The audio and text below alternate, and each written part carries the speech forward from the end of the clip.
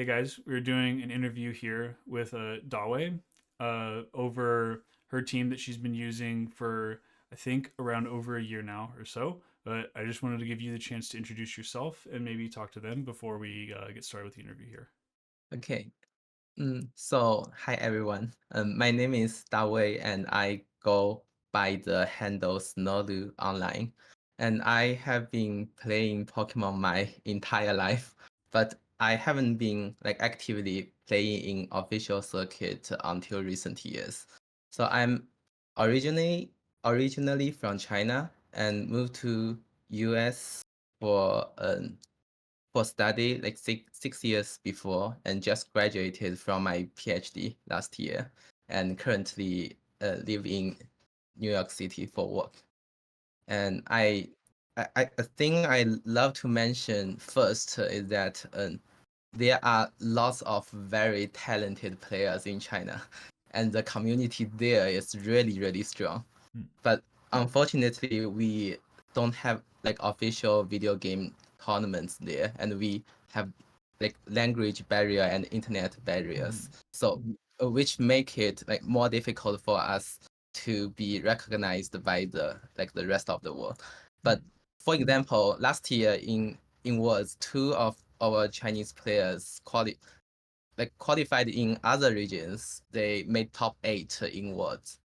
And I also wouldn't have like achieved any results without the wonderful community. So and before VGC, I played a lot of competitive singles online actually. Mhm. I don't know if you are familiar with like at battle or shorty battle.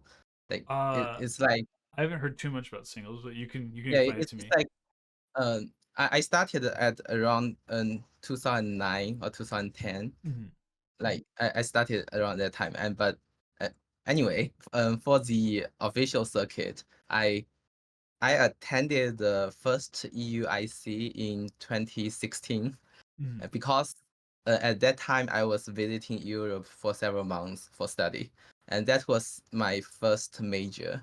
I I still remember I lost two win and ings in a row, but Oh no. it was very fun, and because like at that time Sun and Moon just came out, Mhm. and no one knew how the meta game would look like at that tournament, and it was so huge.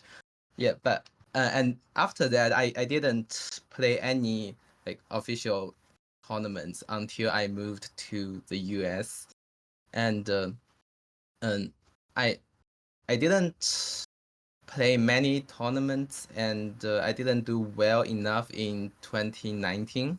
But I aimed to like become more active for the 2020 season. Mhm. I I made my first regional top cut in Dallas 2020, but it was a top 32 cut, and I lost to Aaron Trailer in top 32, and Oh. he won the whole thing. Mm. So, It's a tough draw. by the way, by the way, it was also like the first tournament for Sword and Shield.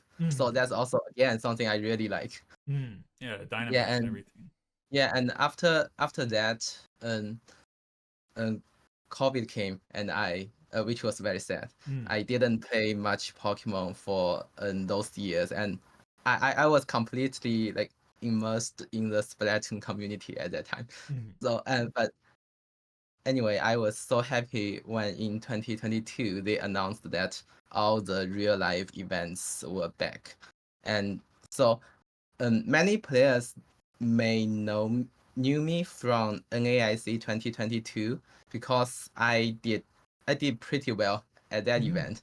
I I used the Kyogre Zacian team with Celesteela.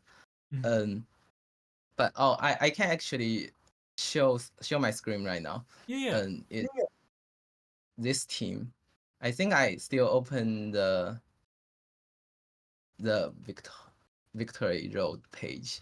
Mhm. So at that time, um, I made a very stupid mistake on my team sheet, and my Zacian was removed from my team in day 2. Oh. In like the last 3 rounds of day 2, I still Mhm. won one of the 3 rounds after Wow. that. So I ended Mhm. with the ninth place here as like the top 10 for player. I you can also see that in that tournament there are 4 Chinese players in top Yeah. 12. Yeah, and like Zhejiang and Chongjun and Xi Liang, they are all very big names, I think. And anyway, I earned enough CPs that year for Worlds, but Worlds was in London that year.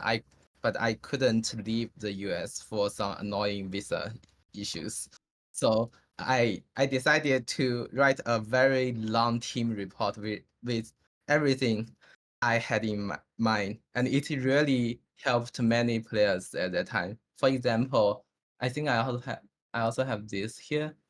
Megan Rattle, she took my team to make top 8 at that time, at Worlds in 2022. I was so happy about Yeah, that. that's really cool. Yeah, and so I also made Worlds invites in both 2023 and 2024, but I also couldn't make it to 2023 for the same reason. And I finally attend my first Worlds last year, and let's talk about it later. So this season, um, I have attended 3 majors now, except for Sacramento, where I played really bad. In both Baltimore and San Antonio, I made top 4, and it's my personal best record right now. And hopefully my CP is already enough for World Invite this year. But by the way, these 2 events were also like the only ones that I was able to be on stream after so many years, and I feel so happy for finally making it. Yeah, it's really Mm, awesome. I'm yeah. surprised you weren't on stream before, actually. Yeah, I guess I was just not recognized by anyone. I don't know. So that kind of, I think, with like talking a bit about San Antonio, leads us a bit into the main discussion of what we wanted to look through today, which is talking about the team that you actually used at San Antonio. And I kind of wanted to kick this off with how did you come up with the initial concept for that team, right? With the Stealth Rocks and Yon stuff kind of mixed in with Shadow Rider. Like, how did you come up with the idea of those 3 pieces together being a really strong core to carry throughout Regulation G? Okay. So first of all, I really wanted to talk about my NAIC 2023 because at that time I used one of my favorite teams of all time. I thought this team was like unbeatable, but unfortunately the Regulation C ended before the World, so I didn't like write any team report or something for it. And also like at that event I only lost the games that I didn't do well. So I found the win condition, and also I found like there was some 100% win condition for me, but I didn't grab it. So I was I was just not experiencing enough, but I really believed in that team. And so because I didn't write a team report for that, I also like make up for it today Yeah, there a you little go. bit. Yeah. So the first thing I wanted to talk about was probably Stealth Rock. So because I really believe Stealth Rock is one of the most underrated moves in VGC. One of the most useful way to use this move is just restricting the switching of like especially like flying type and fire types. And by the way, it also restricted ice types a lot. And at that time, Regulation C, oh, this is not Reg G, it's Reg C. And some of the most common Pokemons were like Dragonite, Chi-Yu, and Chien-Pao. And also for the both the Intimidate mons at that time were like the Stealth Rock was very effective. And the 2 mons were like Gyarados and Arcanine, I think.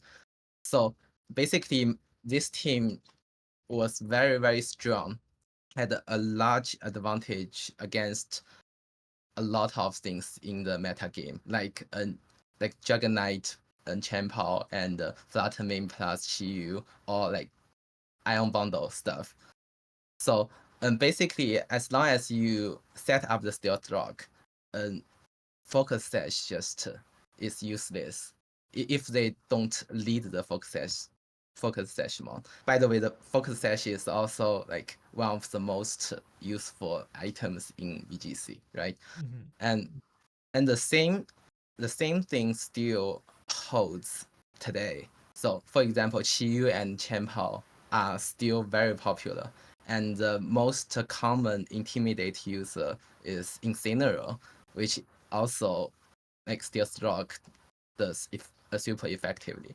But the restricted mounts, like the legendary mounts, are not so scared of Stealth Rock, but like one of the most strong one, like the strongest one, Cadillac's Ice Rider is and also for example the Terrapagos, it also relies on its ability. So if it gets hurt by the Stealth Rock, it just loses the normal ability.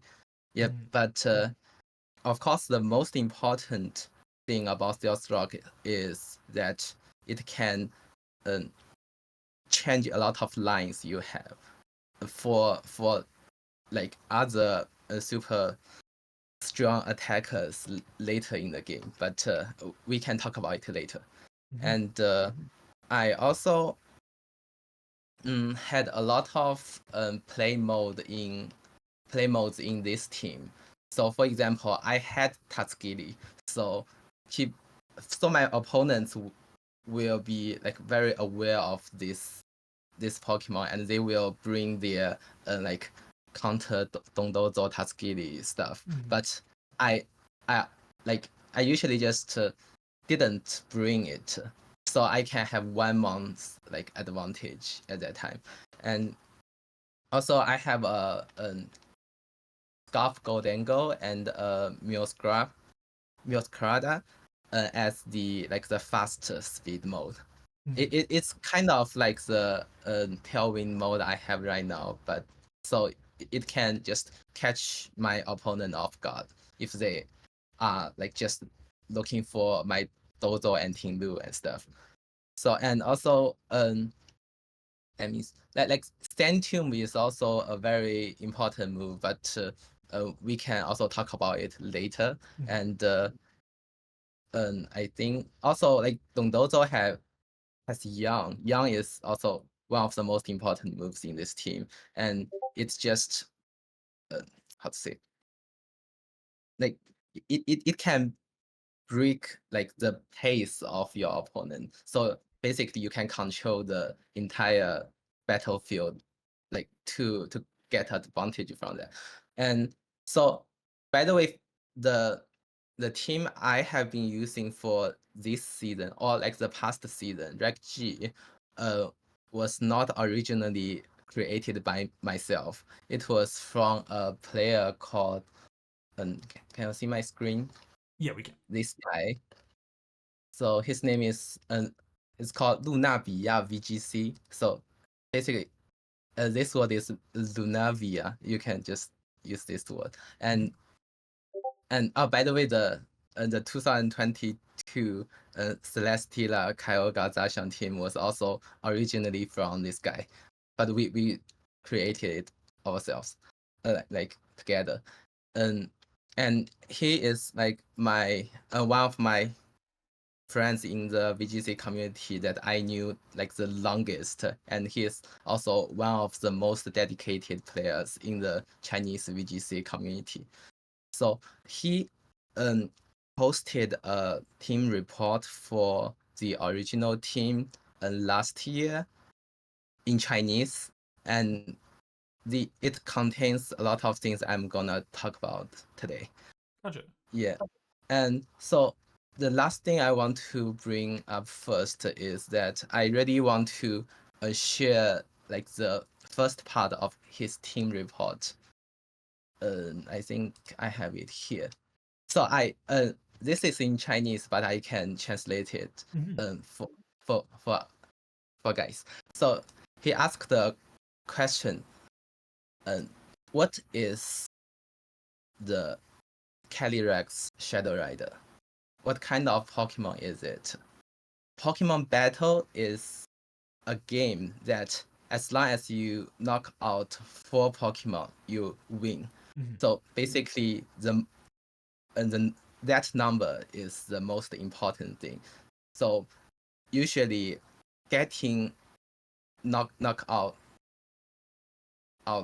is better than not getting knockouts. So the EV spreads from every team reports are always aiming for like surviving from something, Right. but not like not surviving something. But like there's a very special thing for the Calyrex Shadow Rider. It's a special case. If we are facing our opponent's 4 Pokemon, like A, B, C, D, and they did A, B, and put C and D in the back. Situation 1, if our leads beat their A and B, but our leads got knocked out by C and D, and we have a Calyrex Shadow Rider from back to face the healthy C and D. And situation B, A and B paid some cost to beat our leads, and then right now the Calyrex Shadow Rider just faces 2 unhealthy A and B, and they still have C and D, like healthy C and D in the back. Which case is better to Calyrex Shadow Rider? Of course, it's the second case, right? Because the unhealthy A and B, it's very difficult for them to survive from the Astral Barrage, and they will give us a +2 advantage. And if they switch out into C and D to not let us get the boosts, and C and D, the switching in turn, they will also get like 1 more hit from the Astral Barrage. It also helps us, the Shadow Rider player, to getting knockouts. So anyway, it's always better than directly facing healthy C and D, like in situation 1. So so it's like playing Calyrex Shadow Rider is not we don't need to focus on like getting knockouts, but controlling the battlefield. So, and speaking of controlling the battlefield, Tinglu and Dozo just works very, very well there. So this is his understanding, and I agree. I cannot agree it more. Yeah, that makes a lot of sense. I've been using Shadow Rider a bit myself, and the idea of like kind of creating these situations where you can like deal with weak mons and get those Astral Barrage boosts, and then sweep the back mons that might be more problematic for Shadow Rider is like a big part of winning matches that might otherwise be quite difficult to win. So everything starts from this team. I'm showing on my screen. Last year in Regulation F, Lunavia was playing this team. It's a Tinglu Dongdozo with Chen-Pao, Dragonite, Fluttermane, and what's it called? Gouging Fire stuff. And so when Regulation G came, he continued this kind of team. And he made a CSR team that won multiple unofficial tournaments in the Chinese community, both online and offline. And at that time, I was too busy for like graduating and looking for a new job stuff. So I directly copied his team for NAIC because I trusted this guy very, very much. And by the way, the original team actually looked like this. The 4 key Pokemon didn't change, and Calyrex Shadow Rider, Tinglu, Dongdozo, and Ogerpon Heartflame. But the original team had Whimsicott and Ion Valiant.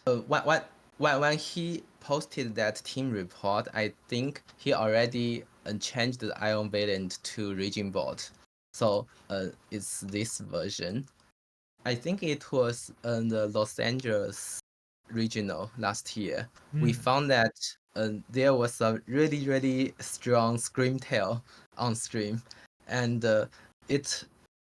and also we think it really fits teams like us that we don't do a lot of like switching. We just stay like put our Pokemon on field and click moves. And Screamtail is a very, very strong Pokemon that you can just 2 versus 4 if you have a Screamtail on field. But also and we also, because we switched from Ion Valent to Raging Bolt, we didn't need the Tailwind as like much. So I dropped Whimsicott to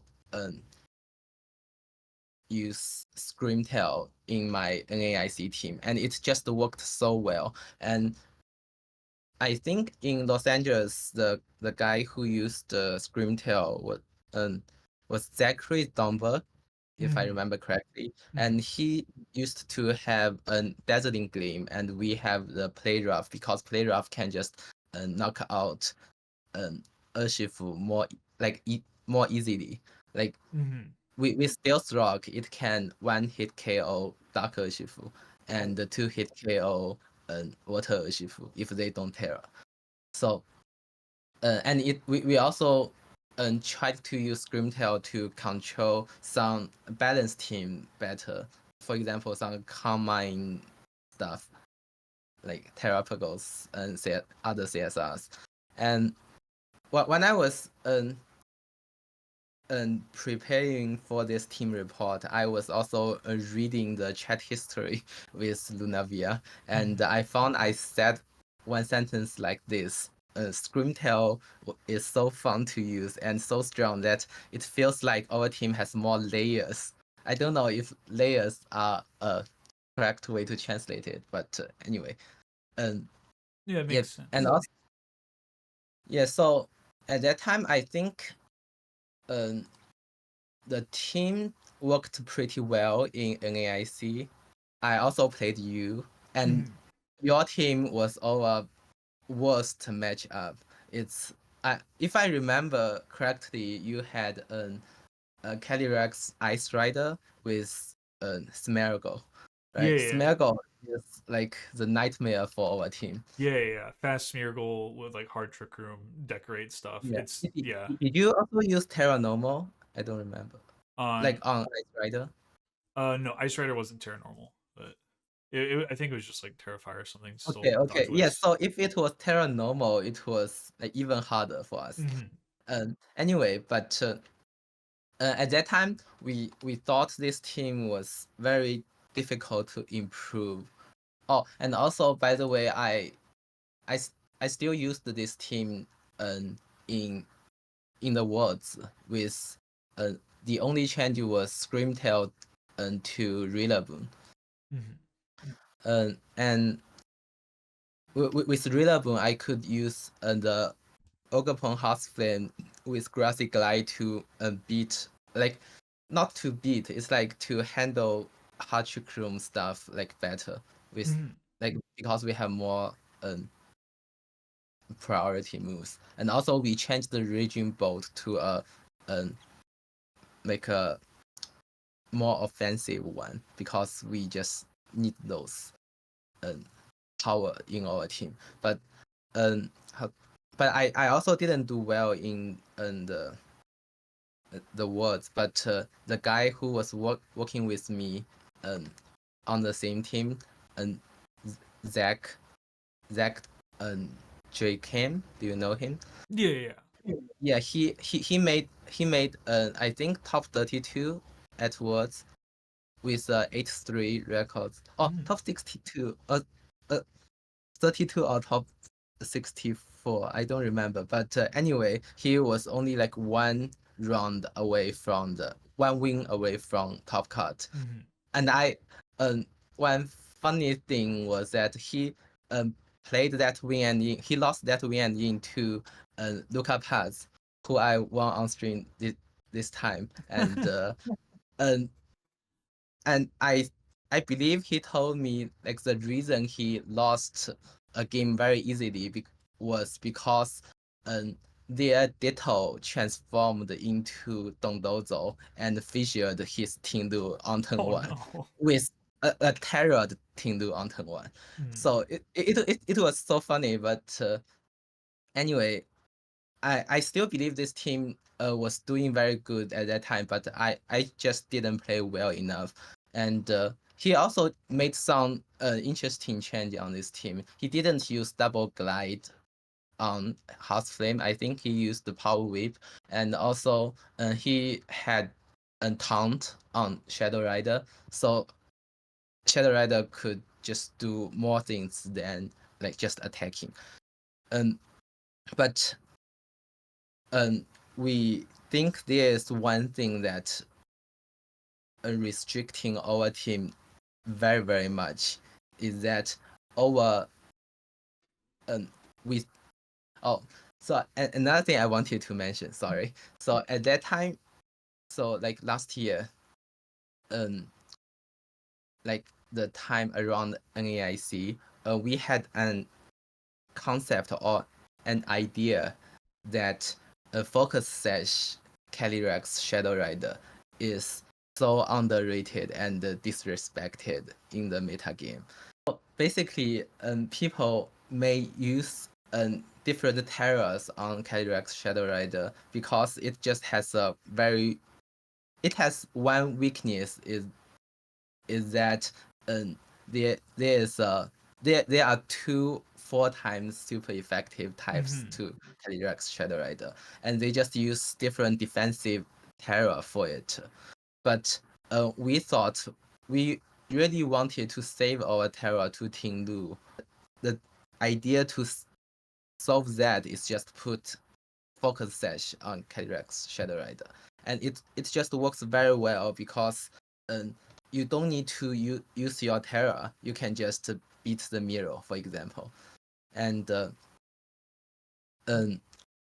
Yeah, you but don't have to when worry about those speed ties because you have the focus ash just to hit through yeah, it. also like the speed ties exactly. Yeah, but so we were actually restricted by this idea that focus sash on Calyrex Shadow Rider was so necessary. But there are 2 things this idea brings. So firstly, focus sash Shadow Rider is just not powerful enough. So basically, for example, after one ruination of Tinglu, and the focus sash Astral Barrage can still not knock out a lot of things, even with 2 hits. And another thing is we really need focus sash on other Pokemons, especially Urshifu, something like Urshifu, because Calyrex Shadow Rider teams are usually like struggling against like Terapagos, especially Terapagos, and you want some really strong fighting types to counter it, but without focus sash, we can Urshifu is just very difficult to use on our team. And so the idea I had like last month was just, is there any possibility we can get rid of focus sash on Shadow Rider and to improve this team? And the answer was just yes. And we found that without a focus sash, it has so much space to improve. For example, the life orb we had, we can directly jump onto my San Antonio team. Like this life orb is so powerful, so a lot of lines also were changed by this item. And we could also bring like substitute. Substitute is very useful along with young because it punishes either like your opponent switch out or stay on the field. If they switch out, you get a free substitute. If they stay on the field, they are young and asleep.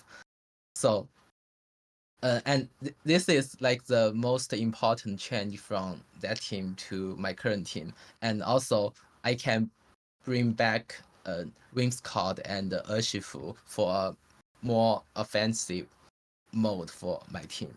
Mhm. Yeah. Yeah, I like that. Yeah, and it kind of goes back to what you were saying before on that team report that you had with Life Orb on the Calyrex. It's a lot easier to find those positions where like Mons A and B have had their HP reduced enough that Calyrex can say, okay, I'm gonna get rid of both of you and then sweep everything in the back. Or if they do swap in, they're eating an even larger hit because it's that 30% Yeah, boost. yeah, exactly.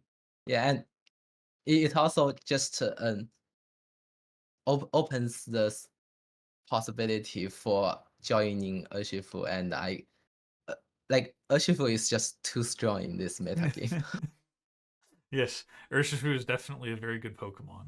And yeah, like you were saying with Terapagos, having the fighting type access is really important for being able to shut down one of this team's worst restricted matchups, just in like a general sense. That's cool. Well, if you don't mind me asking another question here, I was asking like when you're playing against some of the different teams that you play in Regulation G or even back in C, what kind of objectives or win cons were you thinking about with how you win in terms of maybe like how you're using Dondozo and Tinglu versus the other parts of the team?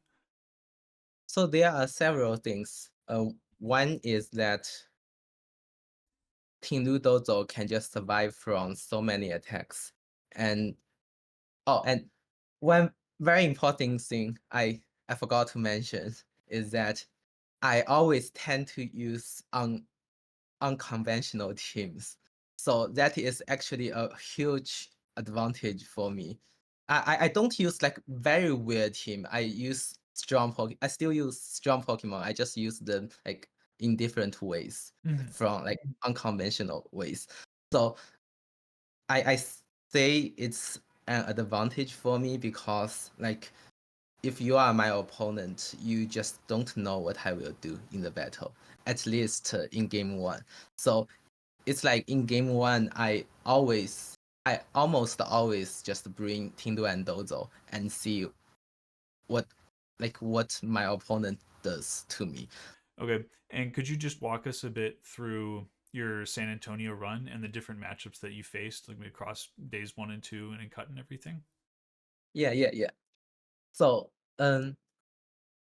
so I will also talk about some of the ideas of this team during my talk about the run in San Antonio.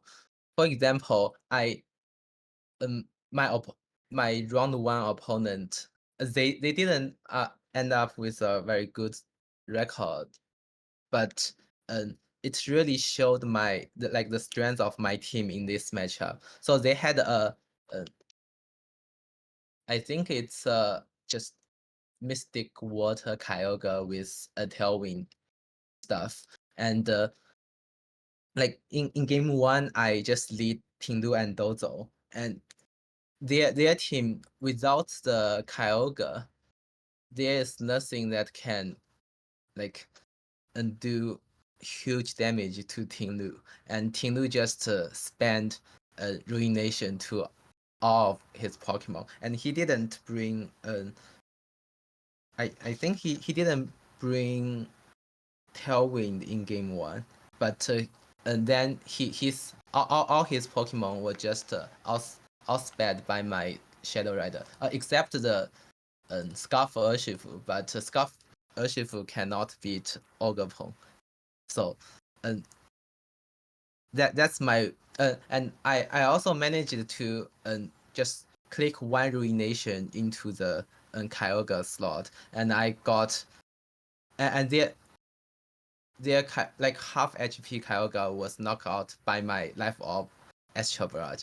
That thing was impossible with Focus Sash, and it's just very easily gave me the win. Oh, I also wrote on my notes that my Tinglu was got created after Mm-hmm. after the turn of ruination, but it did enough things to win. And another thing I want to add to that is you really want to think ahead of the games. So for example, because they only have one Pokemon that's Scarf Urshifu that is faster than my Calyrex Shadow Rider, and that is the only thing that can beat me. So for example, my Tindu got knocked out, and I have Dondozo and Calyrex Shadow Rider on field. I really need to switch in my Ogapon as soon as possible in case they will switch in their Scarf Urshifu. So basically, as long as my Ogapon is on field, I'm not afraid of any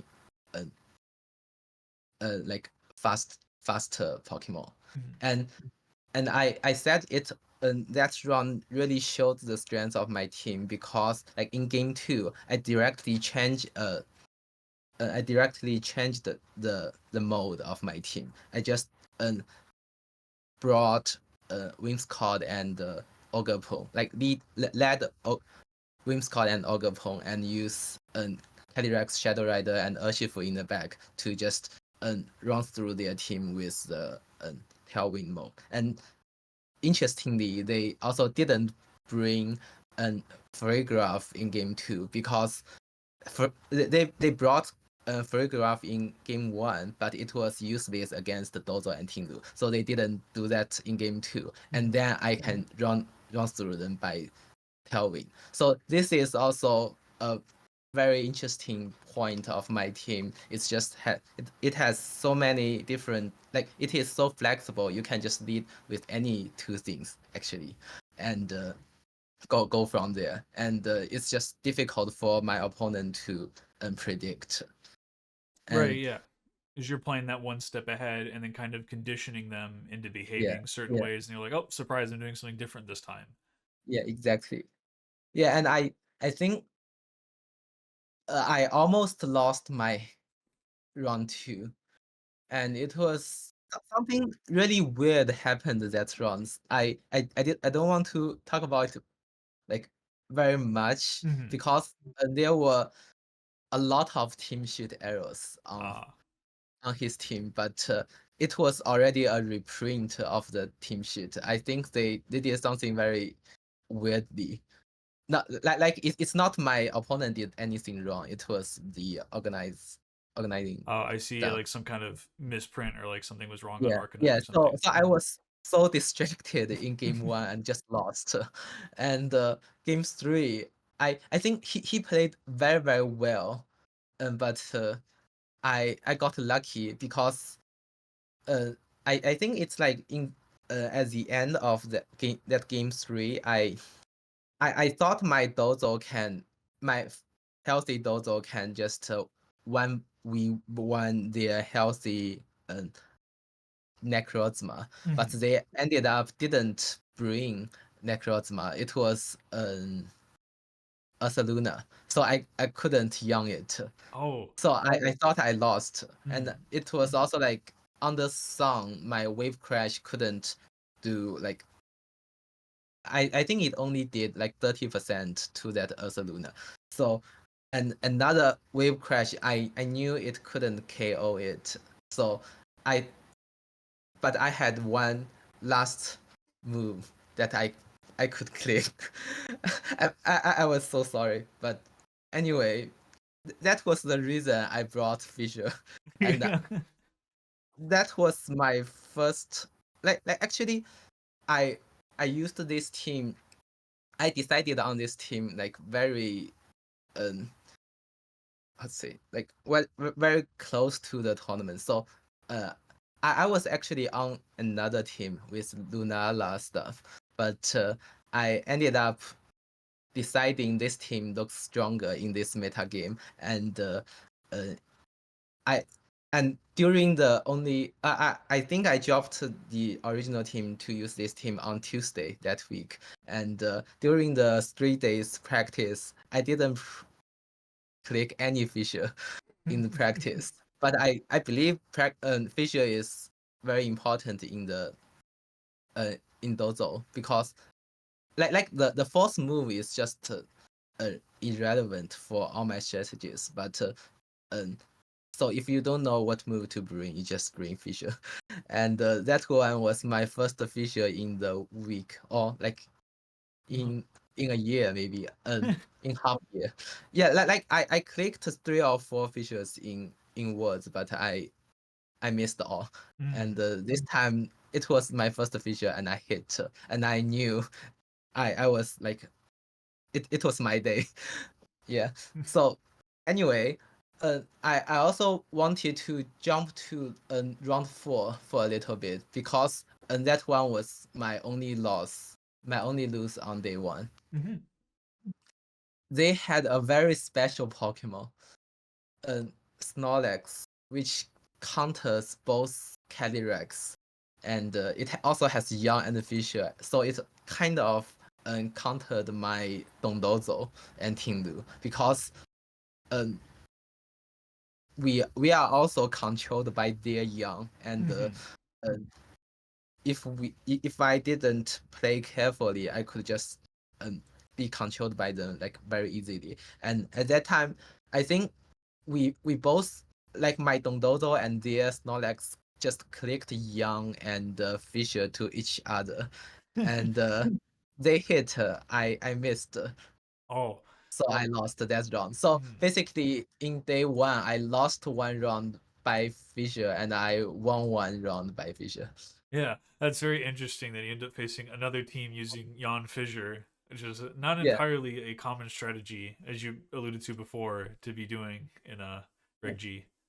Oh, and also, maybe I can talk about round 3 first. So, this team, originally, I think my team has a very good matchup against Zamazenta stuff, because like my Pokemons are just like, especially Tindu and Dozo, they are so physically bulky, and Zamazenta teams are usually like more on the physical side, so they don't resist extra barrage very much, so I can also run through them. But also, like I mentioned, a Stealth Rock is very useful here. Like, it hits Champao and Entei. But this opponent was very clever. When he played me, they just didn't switch out their Pokemon when they got young. They just stayed on the field and to wake up, just to wait for the waking up. Because it is actually one very clever way to counter this kind of team. Because when you are when you are younging, it's a very, like, usually you want the opponents to switch out, right? And also, like, if they don't do switch, you just don't get much benefit from Stealth Rock either. And Dondozo can just, it also does a very little damage to, for example, Zamazenta and the 2 grass types. And I think so there is one very interesting or important, I believe it's important thing to say is, so using a slow paced team like mine, usually we have more time to take notes. So I really like to take notes during battles. Because usually my battles are like longer than usual. They have many turns, so I can actually like I personally wrote every damage numbers Oh wow. on my notes. So basically, every move they used against my Pokemon, I calculated the damage, how my HP decreased, for example, every time. And also, it's like, because I like mathematics. So, and another thing is another thing to take notes is actually, like, in game 1, I think, like, I counted the PP for their sacred fire on Ante, because they had a choice band and they just don't switch out when got young. Yeah, it's also good to bring it up here, I guess. So basically, there's a combo called Ruination plus Wave Crash. It can beat a lot of things. For example, Ante or Incineroar, especially if my Dozo is oblivious. It was oblivious, and Ruination plus Wave Crash can just immediately remove Incineroar or Ante, or like Chiyu and a lot of things that is weak to water. But it's not a recommended thing. It sounds very strong, very interesting, but I really don't recommend like these team users to do that, because it's like the old idea. We don't want to get KOs from our Dozo and Tindu, and we just want to control the field, and hopefully they are knocked out by our opponent's unhealthy Pokemon. That's the idea. So so I just let that Entei stay on field for many turns. I could knock it out like very soon, but I just didn't.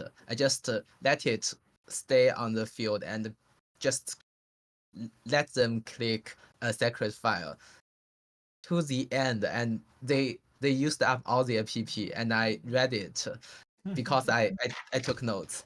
I knew when they used up all the PPs, and at that time but I lost game one.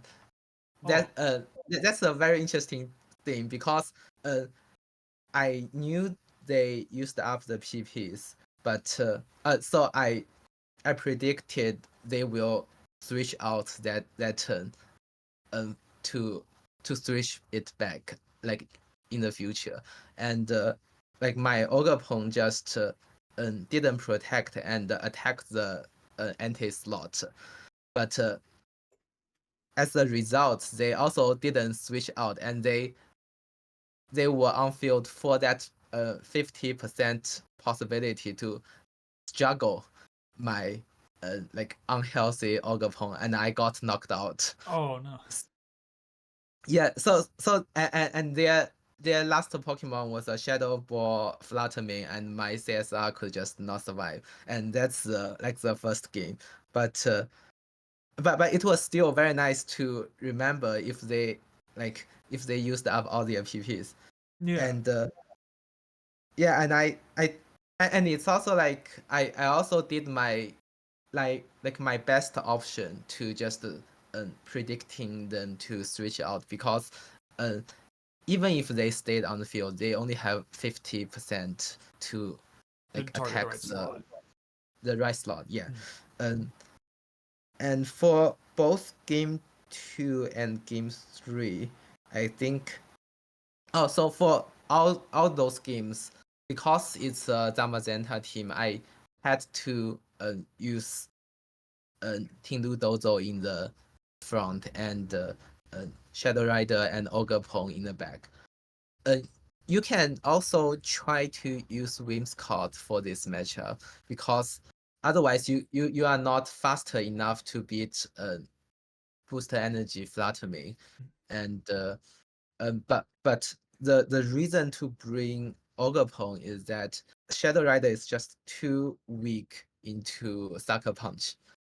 Oh, by the way, and this team is also kind of special, because the like more popular, like more common Zamazenta team, they tend to bring Scarf Chiyu, and it is also a really tough thing to beat for my team. Like you want to outspeed their Chiyu by bringing Whimsicott, but and you also want the Ogapon for Sucker Punch. So it's just difficult to decide what to do. You need to be very careful in those matchups. But for this matchup, I can just do Ogapon and Shadow Rider in the back, and it was not a very difficult one for this, because they didn't bring the right things to beat me. They always led Entei because they thought, I guess maybe they thought Entei could just no, not this one. I think they thought because Sacred Fire was not like contact move, they can spam that move to knock out my Rocky Helmet Tinglu. But it also costed their at least 3 turns to knock it out. And also I had protect so I can store a lot. But like the correct way to beat Tinglu and Dozo, by the way, was to lead Zamazenta and Chenpao, because Chenpao just boosts Zamazenta's power so much, and my Dondozo is oblivious, not unaware, so the body pressure on Dozo is very, very powerful. But if you are fine with taunt, you can actually switch the Dondozo to unaware, so you have a better matchup into Zamazenta. Yeah, because as I said, you really don't care about like Incineroar's intimidate much, because you just don't want to knock it out. You just want it to like bring in and bring like switch out many times so they can be like chipped by Steel Rock. That's also a thing to remember. I guess this team is not very easy to use if you are not familiar with all the concepts. It's very easy for a new user of this team to just wanting to get knockouts, but it's not the correct way. I think they have Sculpture. This Snorlax team had Sculpture, and they also had White God Pelipper. They are all like very bad things for. So people also asked me for how to counter this kind of team. So if you have a young and fisher Snorlax and White God Pelipper and Sculpture, it's just so difficult for me to beat. Yeah, Yeah. there's a lot of pieces that you have to maneuver through, and you only get to bring 4 of your own, and you really want 2 of them to be Dondozo and Yeah. Tinglu. Yeah, but another thing is that still, like I said, this team is so flexible. So you basically, even if you knew, even if they have some very bad things for you, you can still outplay them, basically, because it's also it's like what I mentioned for the Tuskegee stuff, and they had to bring some hard counter things to counter some parts of your team, but you can just don't bring it. You can use some other strategy to play the game. So, and we really have so many different things to use. Oh, and another very interesting thing is the round 5. Yes, so Terrapagos should be a very difficult matchup for a CSR team, right? But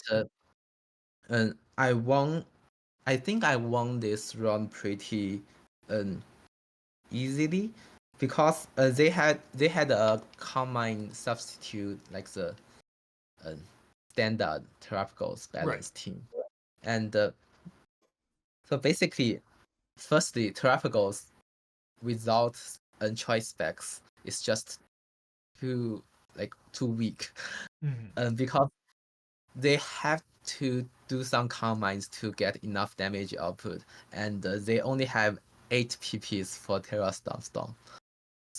And also, if they have only one attack, they have to Terrapagos, otherwise they cannot hit.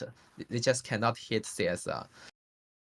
Yes, and in this matchup, there's a very interesting thing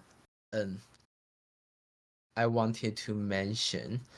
If I remember correctly, the original team from Lunavia didn't have Centum on Tinglu, because so basically there's another thing to mention. So Yang is very good like pairing with Centum and Steel Rock, because with Deathstroke, Yang forces their switching out and in, so you can just get those chip damage. And with Centium, with Yang, you can just like trap their Pokemon and they cannot switch out. And they have to fall asleep next turn if you just like do double protect, for example. But it's actually kind of conflicting. The two ideas are conflicting a little bit because you want your opponent to switch out to get the stealth rock damage, but you also want to trap their Pokemon on field. So basically, the two things I don't use Centium very much. Centium is actually like Fissure. It's just my last move. I don't use it so much, but there's one very special thing it can do, and it's especially useful in this matchup. I just show here. They have two grass type Pokemon, like NAIC 2023 Regulation C. I also had Centium, and Centium is so useful against Among Us. The reason is that so firstly, Dondozo and Tuskegee is very weak against Among Us. So Among Us is something you need to like remove like as soon as possible. And Dondozo and Tinglu, they also look weak into Among Us because ruination, like the damage from ruination, it can just recovers from its ability, and also they cannot hit Among Us pretty hard. So at that time, I used Centium to counter Among Us because as long as you hit Centium, I can just switch in my Goldangle or Arcanine, Safety Goggles Arcanine, or like good and as Goldangle. And Among Us have to stay on field and have to be knocked out by your attacks. And I can just let Tinglu to like get spoiled. It's fine as long as your Among Us also don't survive. And also like as long as Among Us is removed, Dondozo and Tuskegee just sweeps. And it is kind of the same idea for the new team. When you use Centum to trap their both Among Us and Rillaboom. Rillaboom is also kind of annoying for like because it has a powerful like priority move to Calyrex. So when as long as you can send him a grass type, I can bring in Ogapon. And Ogapon is like Goldangle or like Arcanine at that time because it just has the perfect typing. It beats Among Us like very easily. And Because you have also, the grass typing to avoid spore, and then the yeah, fire typing to deal the damage.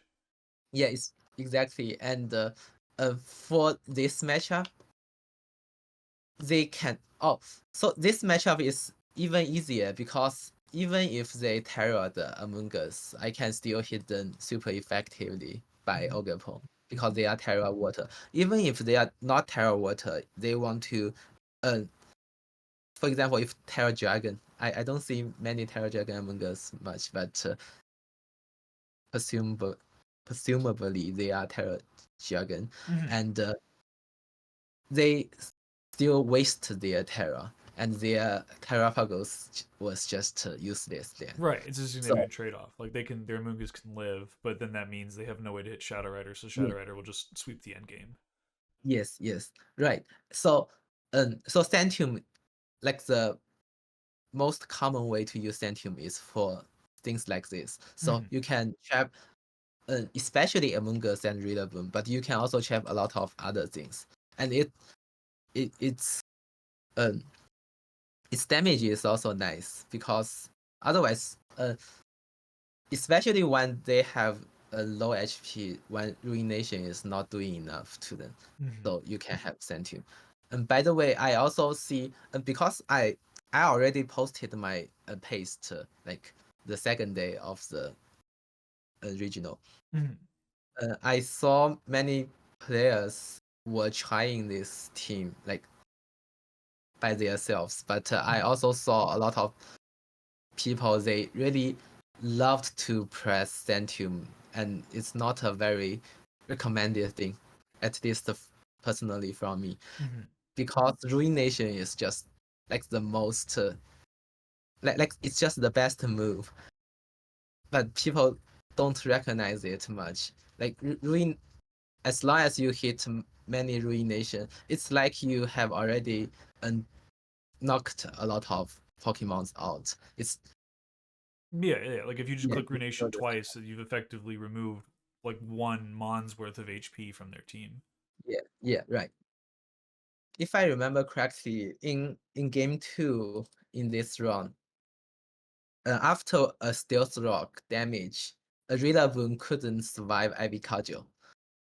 It's also very nice. So basically, with Stealth Rock, I don't need to add too much attack EVs on my Ogre because it automatically increases the line.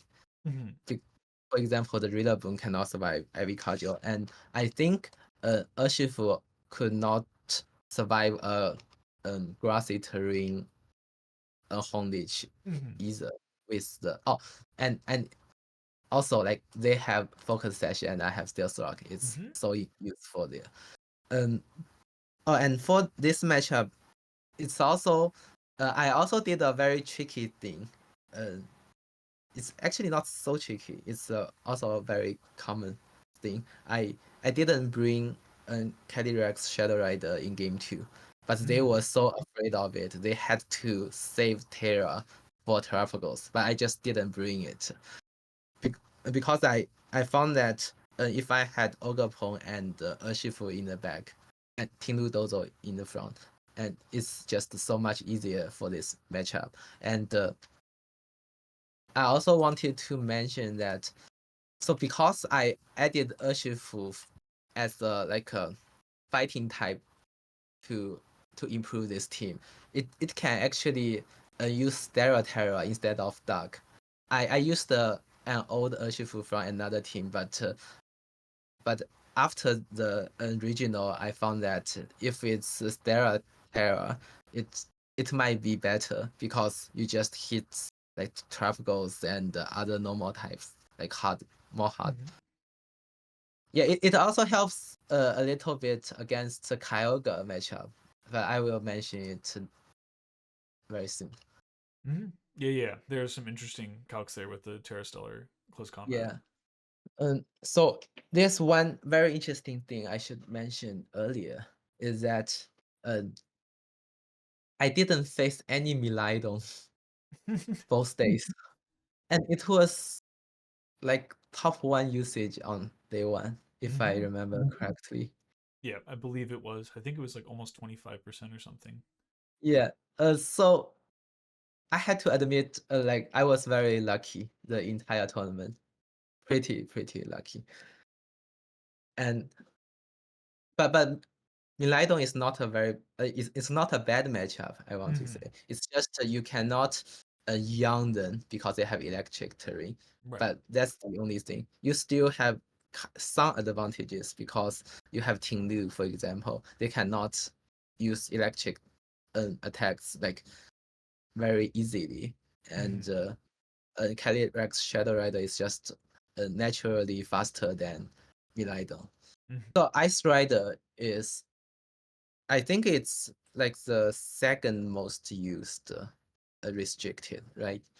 Yeah, and I also believe it's one of the most like one of the strongest restricted in this format. It also won the whole thing, yeah. But I also wanted to say my team is really good into Ice Rider teams, so it is a very good matchup for me. So basically, in this round 6, I just used the normal Dozo Tindu and Ogapon Shadow Rider brings. Yeah, especially because if they lead an Ice Rider, they cannot do much damage to your Dozo and Tindu. and if they help hold Ice Rider in the back, it will just got 25% damage from Stealth Rock. And if our Shadow Rider is +1, it automatically just removes any Terra Rex Ice Rider. Of course, if they are Terra normal, it's a little more difficult, but it's still fine because we now have Dark Urshifu on our team.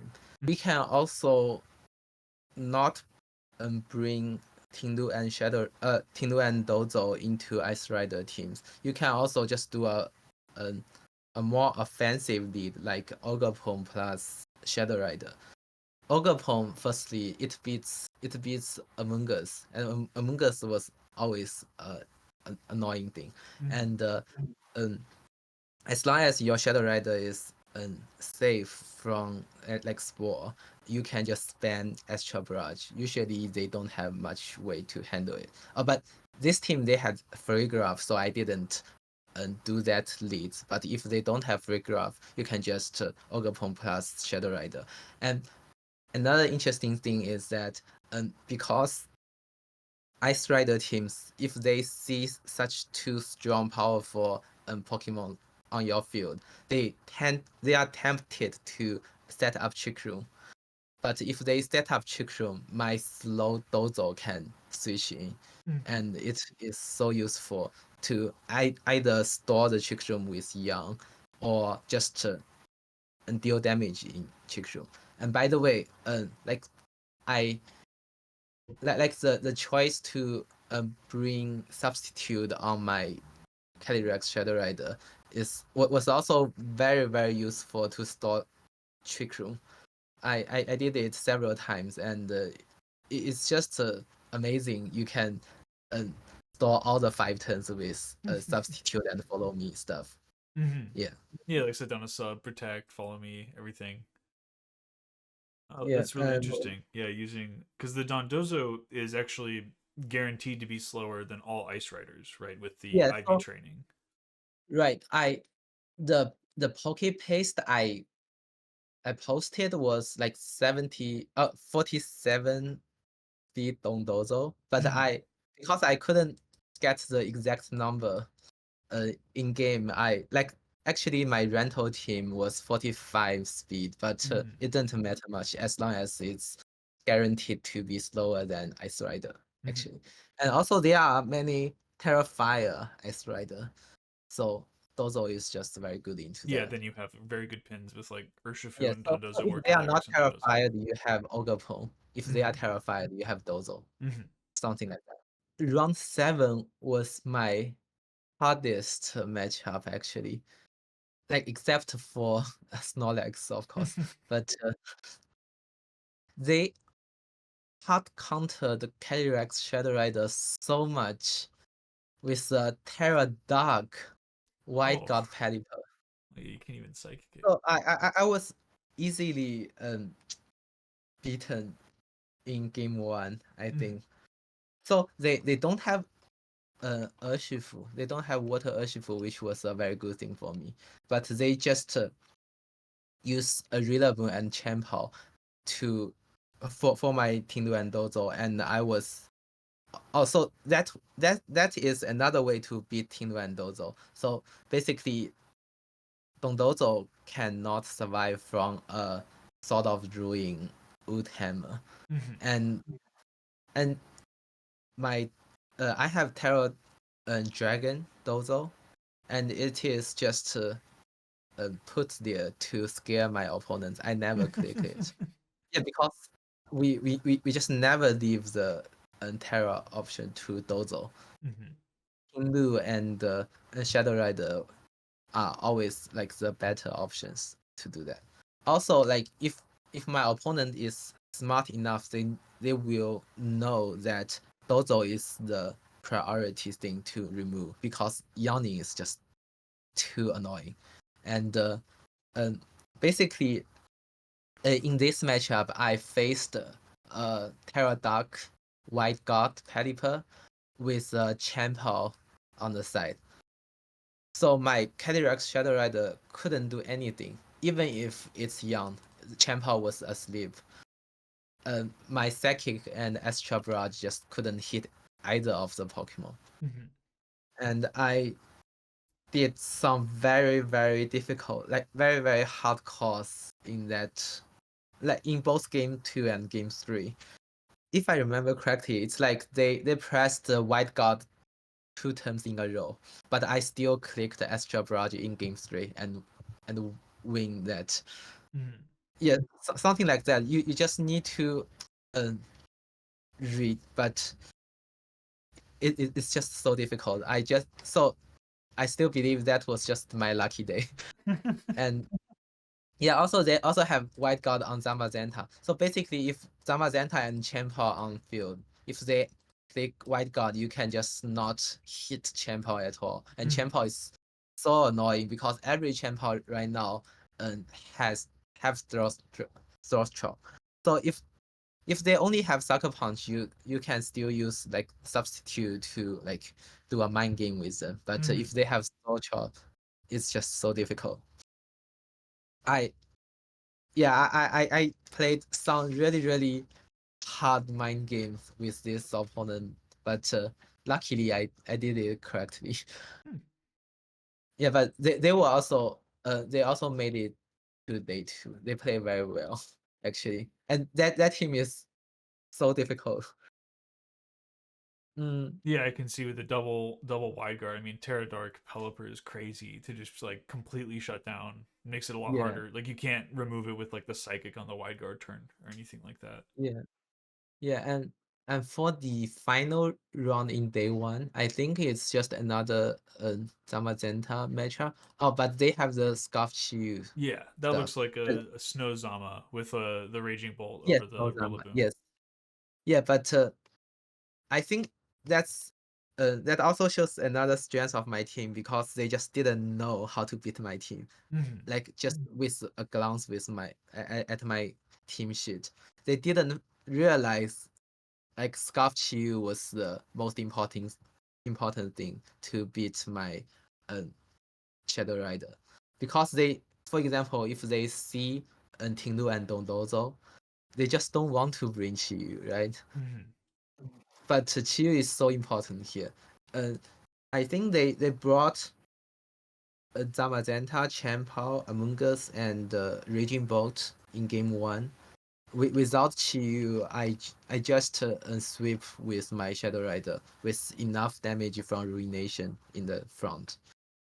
Oh, and by the way, +1 Astral Barrage knocked out.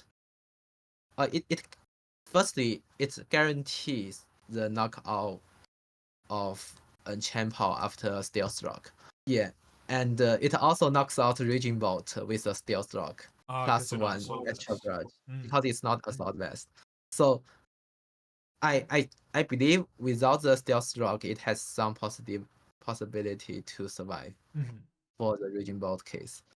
And yeah, because they didn't have Scarf Chiyu in game 1, I just won very pretty easily. And game 2, I think yeah, they had a Scarf Chiyu. They found the win condition, but I also read it. So basically, I deliberately set up a substitute on my Shadow Rider, so they want to lock in Snail to beat me. Mm-hmm. And if they lock in a Snail, it can just do like not enough damage to my Ogre-Pong, and my Ogre-Pong clean the field. Mm. That's the game 2, and sometimes you just need to think of like things like this in games. It's not like some like previously planned strategy. I just came up with it in the game, but anyway, it's always just to set up a win condition, I guess. Oh, and it's also like they terrored Chiyu in game 2, and it got knocked out by Ivy Kajo with Stealth Rock damage. So Oh. Stealth Rock still like Yeah, it was is super very effective stealth useful. rocks, and then they Terra Ghost. Yeah, Yeah, and also Among Us in that game was also knocked out by Ivy Cudgel after Stealth Rock chip Mm. damage. So Yeah. without that chip damage is like hardly I don't think it kills, but anyway. Yeah, Yeah, because they so normally live the glacial lance, which is a pretty powerful move, but take away 12.5% of their health, and then their calcs don't work anymore. yeah. So I also you know 2-0'd this round. And in day 2, I think I was pretty lucky. If I remember correctly, they have a Terra Water Shadow Rider, and I have Terra Dark, so I just have a better matchup for this one. Yeah, it don't, I don't have much thing to do for this round actually, but Astra Barrage, Astra Barrage it's so unfair. Mm. This move is so unfair because it can crit. So I I think I created 2 things in game 1 and automatically won it because it's Astra Barrage that created. Mm. And That's it's just so unfair. And and the next round, I think this is also this is my only lose in day 2, mm. and Stefan really played very well. I think he ended up like 11.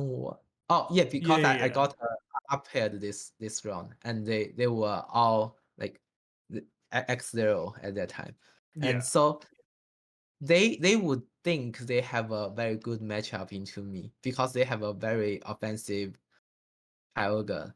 Like I misread something in game 1, and I did something similar as my round 1 matchup. Like I led Ntindu and Dozo, and they were just too powerful. Like Mm. I think they led Kyogre and Tornadoes to just they were just too powerful, and um, and they were also clever enough to not switch out their Pokemon when they got yawned. And I yawned the wrong slot in game 1, so I lost. And game 2, I also found there's a very key thing in this matchup is that they have, except for Tornadoes, they don't have any fighting resist. They don't have any fighting like Mm. switch. So basically, if I lead, how to say, like Whimsicott and Urshifu, they cannot. If they still go for Tornadoes and Kyogre, the Kyogre slot is just very weak to close combat. Mm. Yeah, and I used uh,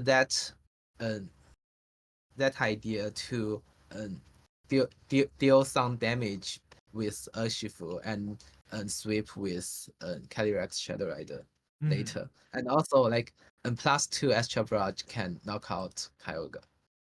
Yeah, from full. It Mm. with Life Orb. Mm. It's just very powerful. And game 3, I also changed a little strategy, and they they outplayed me, but it's also some 50-50 reads, if I Mm. remember correctly. And in the end, I also found the only one win condition, and they didn't let me. So they Oh. really played very well Mm. in that round. So it's something like I have a and I also surprised Tangy with my especially bulky Whimsicott because their Ice Beam, uh, I think their Kyogre is like maxed special attack, but I survived from an Ice Beam from the Kyogre, Mm. which um, costs a lot because I can just encore their fake out and something like that, Mm. and but they just outplayed me in the end. Anyway, um, yeah, and round 11 was just very a favorable matchup for me. It's a very old school Zamazenta team, very old styled. Like Yeah, I it's personally think. reminiscent of like And Michael seeing stuff from yeah, I can't yeah, remember which and stream it was, but when he because first they unveiled don't it. have sculpture, they don't have. Firstly, they don't have sculpture, and their booster flattening is not a shadow ball.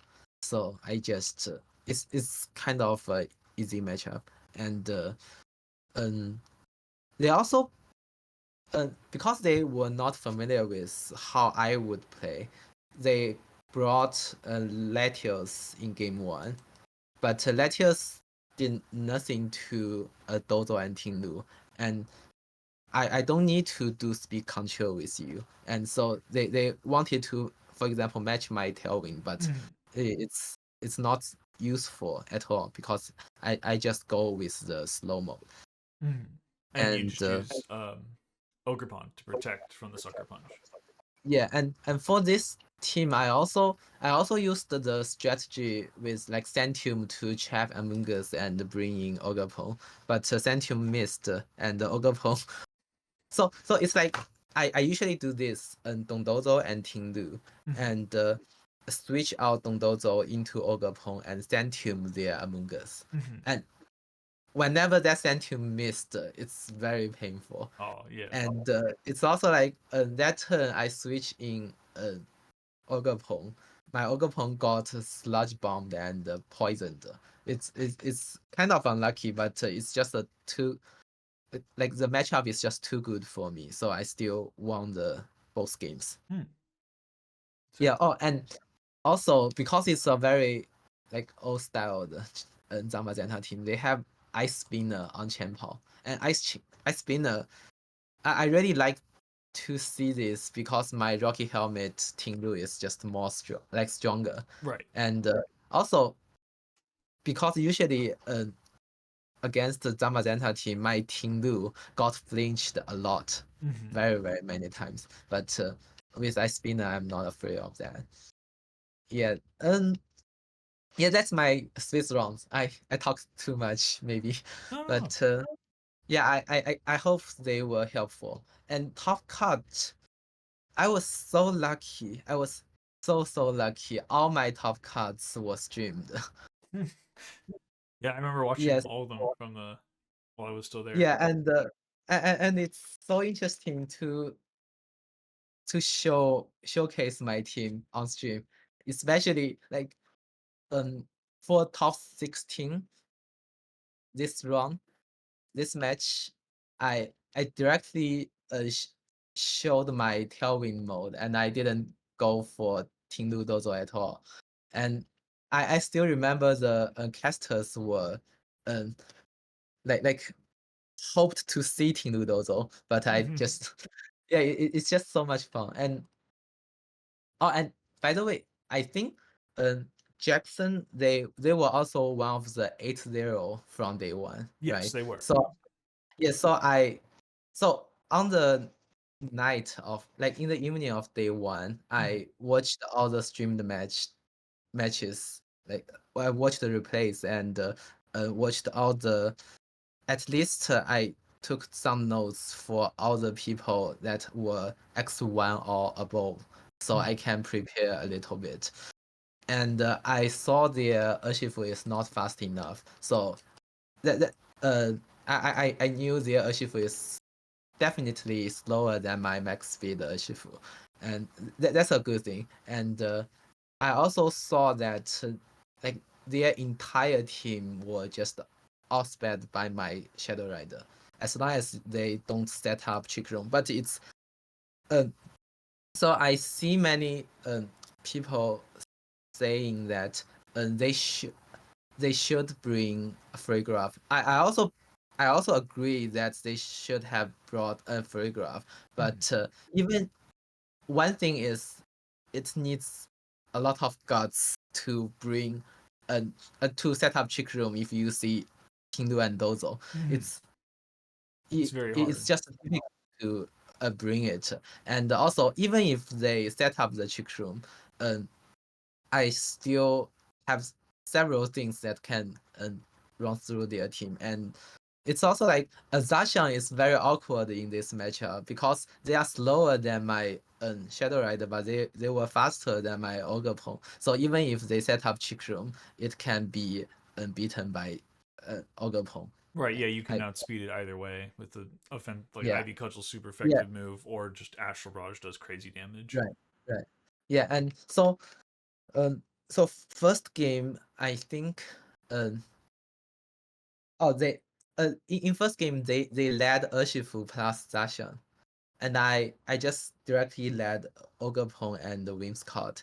And so I guess it's because they expected to see my Tindo and Dozo in the lead. Because they didn't bring tornadoes in the like they didn't lead the tornadoes. And it was just so favorable for me. And oh, so by the way, a better lead for me was actually Ogapon plus Shadow Rider. I was so lucky on that stream.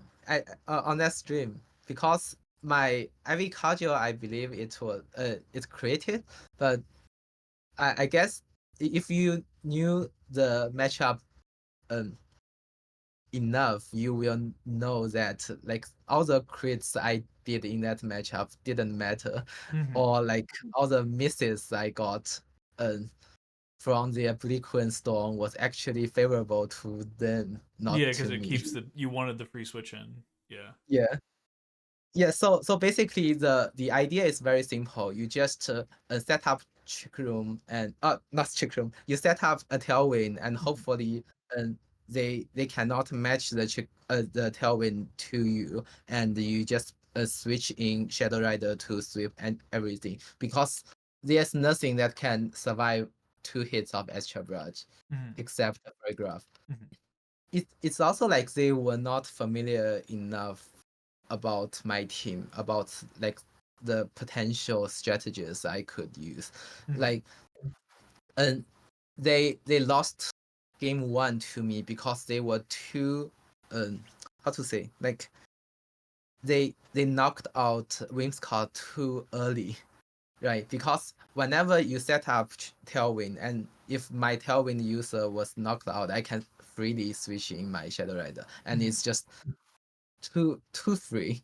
Right, it gives you too many turns to work with. So it's like they can't protect stall their way through it because you get the full Yeah, 3 turns. yeah, and that one was actually I found it very interesting because when I was watching their stream on day one, they uh I think it was the final Swiss round, and they was on stream, and they won because their opponent um, beat their tailwind user tornadoes too early, and they could like freely switch in Zacian or Reggie Jago Mhm. at that time.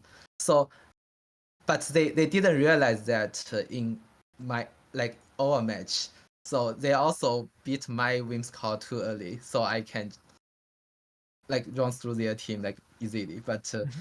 in game one, uh, I terrored my like 3 HP Ogre Something. If I don't know if you remember that time, I was uh, trying to uncover the possibility they switch in a free graph to like survive from Astral Barrage. Mhm. And if I terror IV Cardio, it can just not even if it survives, it cannot survive the second one.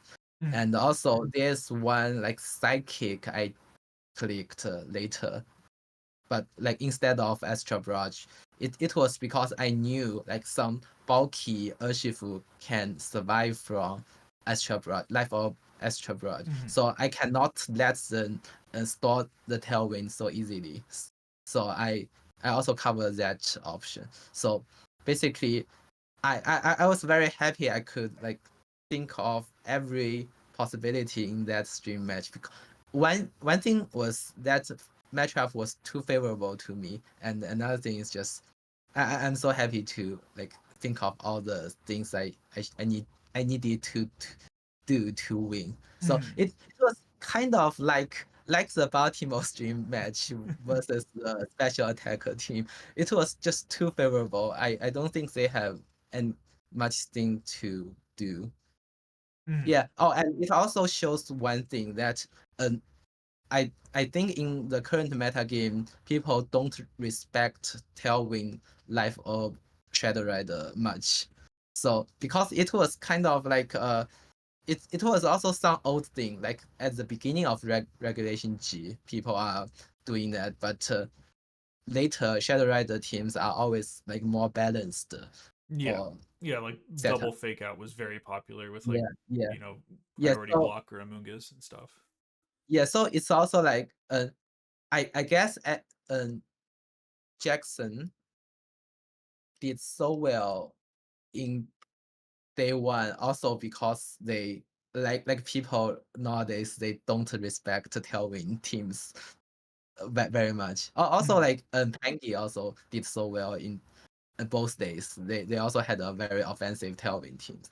Yeah, Mhm. but uh, this time Zashan was very strong, but Shadow Rider was just unfair. It's just faster and stronger. Mhm. As the Yeah. DLC beam. Yeah, I think that's it for this round. Oh, and also like in game two, there was a Stone miss on my Urshifu, which was actually favorable to them because otherwise my Calyrex Shadow Rider could just sweep more easily. Mhm. Especially because my Whimsicott survived that turn, and it can just click Helping Hand next turn, and there's nothing they can do to my Helping Hand Extra Yeah, Brush. just yeah. I think that kills Zacian from full. And then Yeah. Oh, and also, I also changed my lead from game one to game two from Ogapon to Urshifu because I think their only win condition might be the leading Fairygraph Mhm. on in game two. So I was expecting that too, and I led Urshifu Mhm. to counter that, but they didn't anyway. But it was just a very favorable match. And top eight, I it's just very, very very funny because this team was what beats Zach in what at Worlds, Mhm.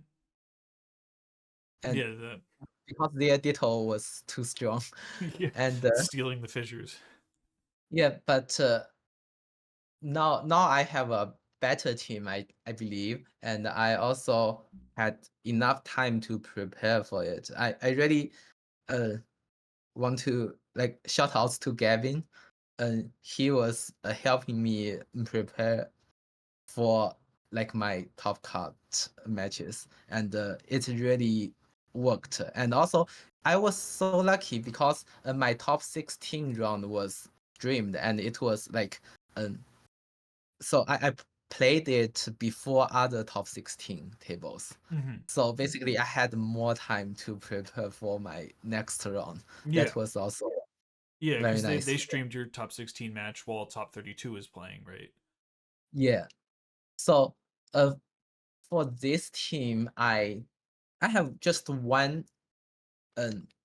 one objective is set up Stealth Rock because Stealth Rock just is too useful Yeah. to this team. They have Rock Ogapon. It has 30 and Stealth Mhm. Rock disables it. Mhm. And they have Chiyu, which is not Scarf. So my Shadow Rider can also just if I have plus, I don't think I need plus one. I can just two extra brush to knock out Chiyu after the Stealth Rock, Mhm. and they have a Focus Sash Terra Ghost Ditto. I guess this is also for Shadow Rider matchup Mhm. kind of, but if I have Stealth Rock, it's useless, and I have Terra Dark on my Shadow Rider. Mhm.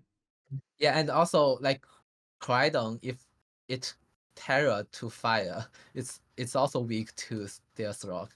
So basically, I had a very favorable.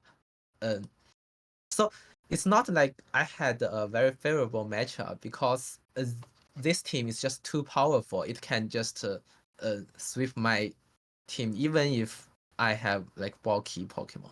But um, I also saw the win condition. As long as I set up the stealth rock, and I if my Shadow Rider gets into the field before the HU, it's very nice.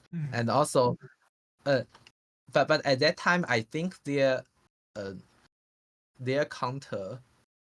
countering lead was like Yu plus Kaleido, stuff like that, because my Ting cannot survive from overhit plus like collision course or flare blades even. But I thought I was fine with that because first of all the attacks from Kaleido, they are contact moves. They just hit the Rocky Helmet, and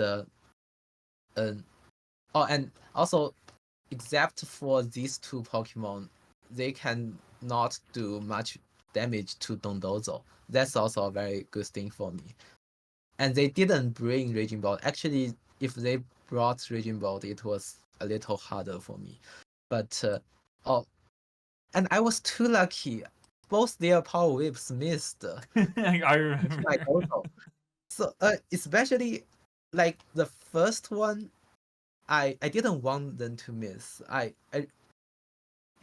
It made me like too lucky in that game, but I didn't need that luck to win. I at least I believe I didn't need that luck because so as I mentioned before, I just want my Tinglu and Dozo to die.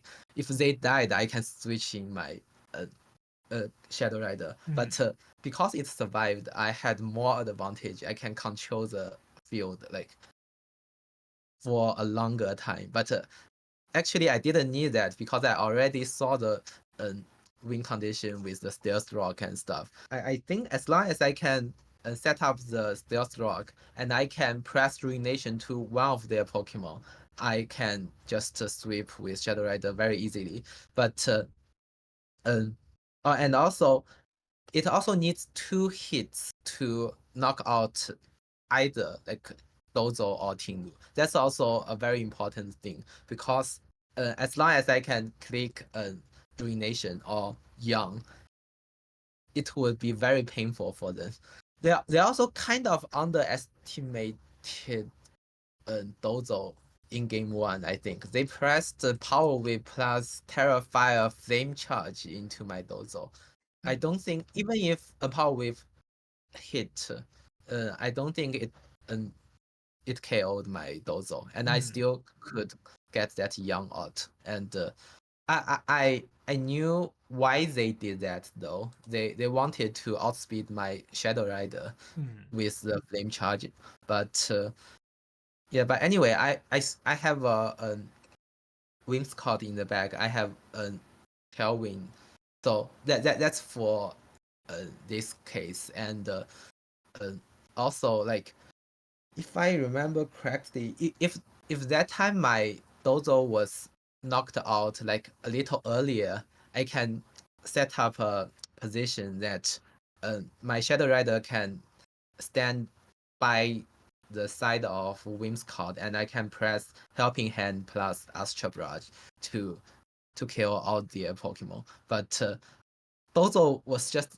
like alive for too long in both games actually. But yeah, I cannot complain.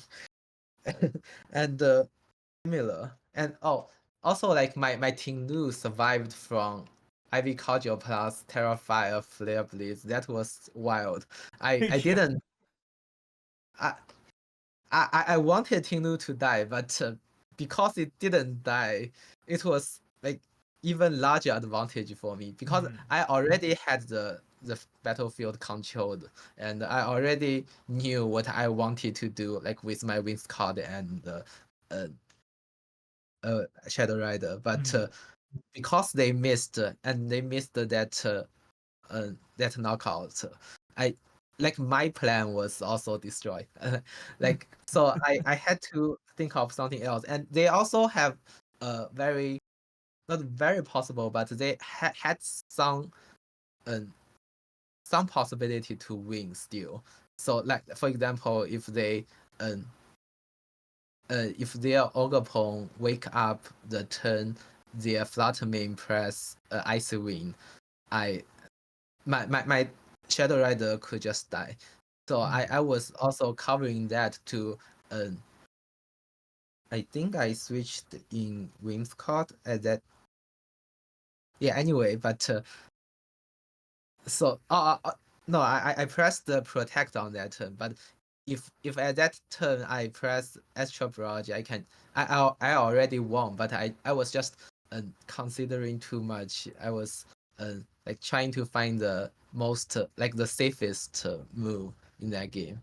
Yeah, but it's already like huge advantage on my side. So yes, so I was kind of sorry to have all those misses, but anyway, yeah, because I also didn't show like my original plans because my dozo was just alive for too long. Yeah, it's Yeah, even bigger advantage in the BO3 because then he, if he repeats the same position against you, he doesn't know that you have, the answers that you do or the yeah, late and game board also state. like because they didn't bring Raging Bolt and Shiyu, they don't have like very strong special attackers. Mm-hmm. And because that power we missed, these three Pokemon they cannot beat Dondozo. It's just too bulky. Yeah, and he's got the leftovers too. Yeah, and another interesting thing I forgot to mention is that I I saw their Ditto on like when we were playing, and when we are like selecting Pokemon in game 2, I deliberately changed my slots. Like I changed I swapped my Tindu and Dozo, and they copied my Tindu instead of my Dozo. I think they were aiming for the Dozo, and they can also do the same thing in words like press official to my teams, and it's also annoying. And also Young is very annoying, Mm-hmm. but I was so glad I catched that. Yeah, no, I like Yeah, that kind of play, like swapping it around and then staying that one step ahead, like before. yeah. Mm-hmm. Yeah, it's not like I knew they will like they would bring Ditto in game 2, like Mm-hmm. lead Ditto in game 2. I just thought of that a possibility, but it worked, so I was so happy. Mm-hmm. Oh, and also it's like because they were so afraid of Stealth Rock, I guess they let both Focus Sash Pokemon in game 2, like Ditto and Ogre. Yeah. But I because they didn't copy my like transformed into my Dozo, though that lead was just like useless into my lead, I guess. Mm-hmm. Yeah, like their Yeah, type disadvantage, then you get the break. You could just break the yeah, sturdy anyways. and I could also even save Terra for my Shadow Rider in the back. It Mm-hmm. was also useful in the end because there was also one possibility they like got a one turn wake up and speed tie won me, but yeah, but I saved that Terra to the end, so I got a guaranteed win in Mm-hmm. that game. Yeah, and okay, so finally the last the last round, top 4. Uh, I I really wanted to say I have a very good matchup into Ice Rider team, Mm-hmm. even if it's a Towns team. They have like the best team in the format. I Yeah. also agree with Mm-hmm. that, but I don't think they have a very good matchup into my team. My team is just I don't know because maybe because it's just too unconventional. It's very easy for me to get some advantage into like teams like this. But before the tournament, when I was practicing online on ladder, I I met this team and beat it. And it was uh, one of my friends who was also in their building group. Mm-hmm. I knew it afterwards, but I knew how to beat this team. basically. And I also knew some like speed tires of their teams. For example, Urshifu and Landros were both very bulky and slow. Mm-hmm. So And the Ogrepon too. yeah, Ogapon too. But I didn't care for Ogapon much actually. But anyway, like if they bring Roy Moon, both attacks are just weak into Dozo and Tindu, and it makes no sense for them to set up Tailwind against Tindu and Dozo. So my first thought was they won't bring Roy Moon into the game against me. So I thought of that, and I led Ogapon and the Shadow Rider in game 1. But they lead Roy Moon. And by the way, I also thought of Roy Moon and Urshifu in the lead was the best option to beat my lead. But they also catched that. And I think I used the sidekick in turn 1 because I wanted to force the terror of their Urshifu water. But I don't know, they just detect and knock off, and I just got outplayed. And Yeah, it was a like very smart play from Tang to kind of like chip away at the board state and keep yeah, her and safe. I also knew that. So one important thing before that match I knew was that without Terra flying, Roy Moon acrobatics cannot knock out my Ogapon because my Ogapon is also kind of bulky. It's not as bulky as their Ogapon, but it was nice to survive just one attack. So yeah, and also I did a 2 offensive read in turn 2. Like I terrored my unhealthy Ogapon to click follow me again because I didn't want to got knockout by acrobatics. But I did Yeah. it wrong. They Yeah, like played they could have done acrobatics to remove Ogrepon and then had the free surging strikes into Shadow Rider. yes. Yeah. And but I was lucky that turn. I think I created their Urshifu with Extra Barrage. Yes, to pick up the KO anyways. Yeah. Yeah, and if I remember correctly, their Urshifu could survive with a high possibility, like 7/8, something like that. I calculated later, but anyway, but I still saw some win condition later because I saw as long as their Among Us was out, my Dongdozo could just beat Ice Rider completely. They yeah, and I think that was like except for the Snorlax matchup, that was my second fissure Yeah. the entire That was a very weekend. crazy turn.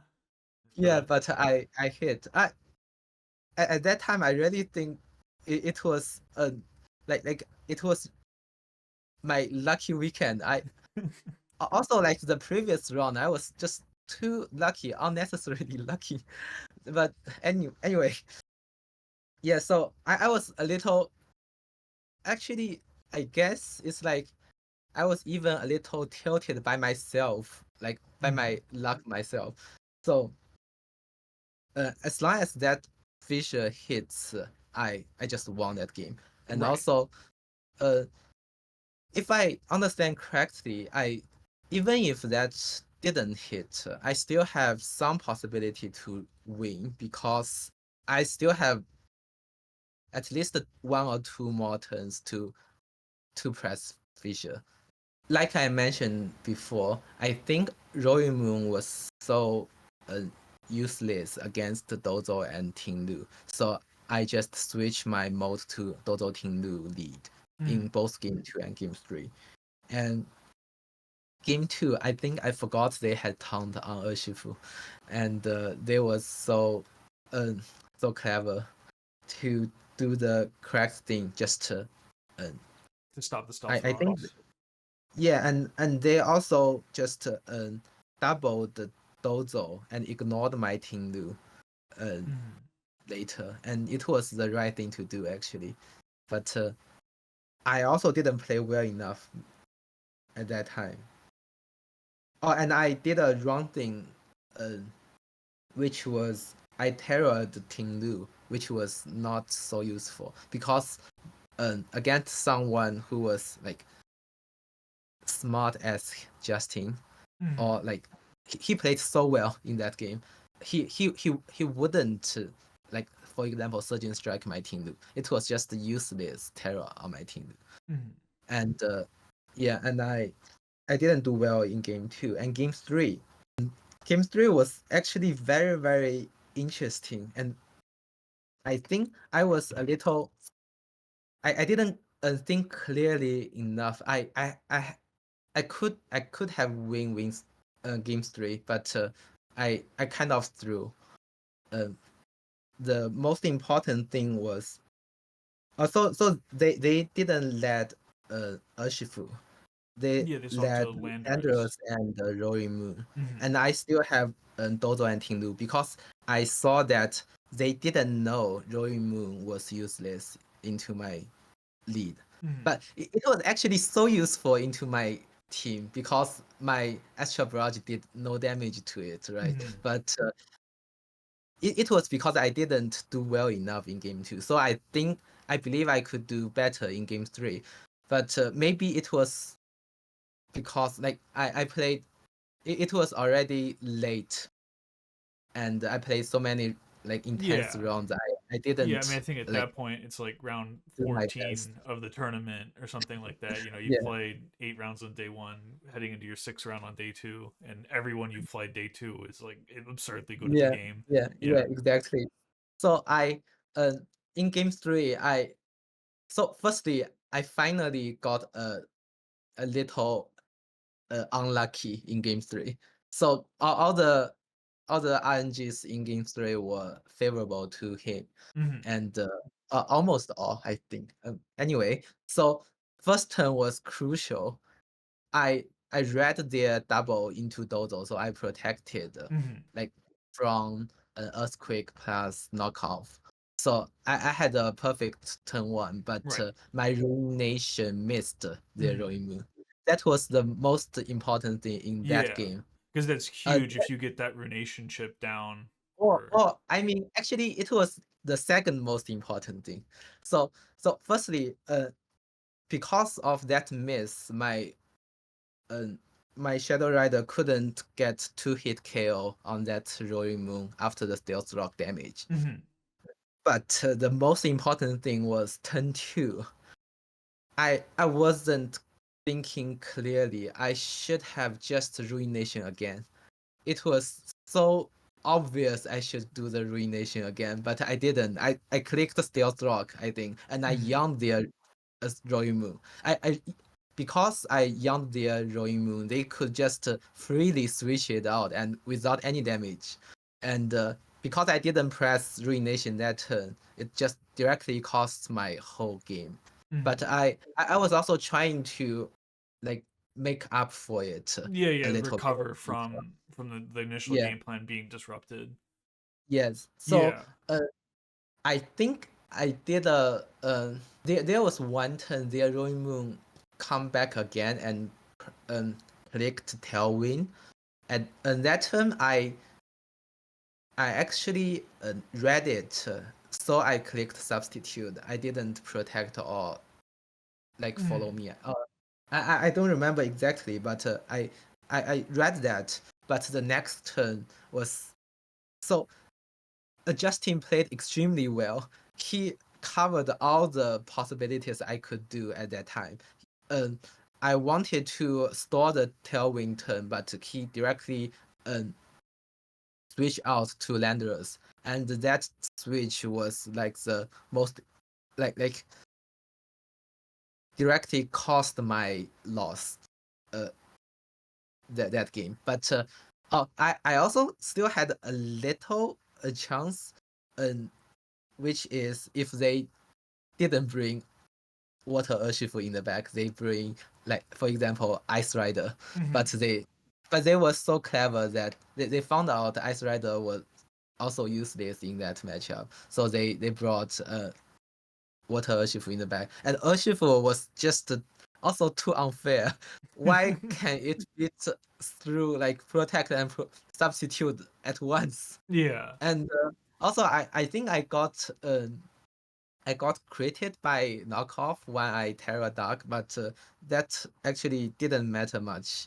But it's just like the ruination miss and me not continuing like click ruination just cost the whole game, and I didn't think of it clearly enough in the beginning because as I really should have seen that as long as Joy Moon was chipped, I can run through their team with Shadow Rider. But Mhm.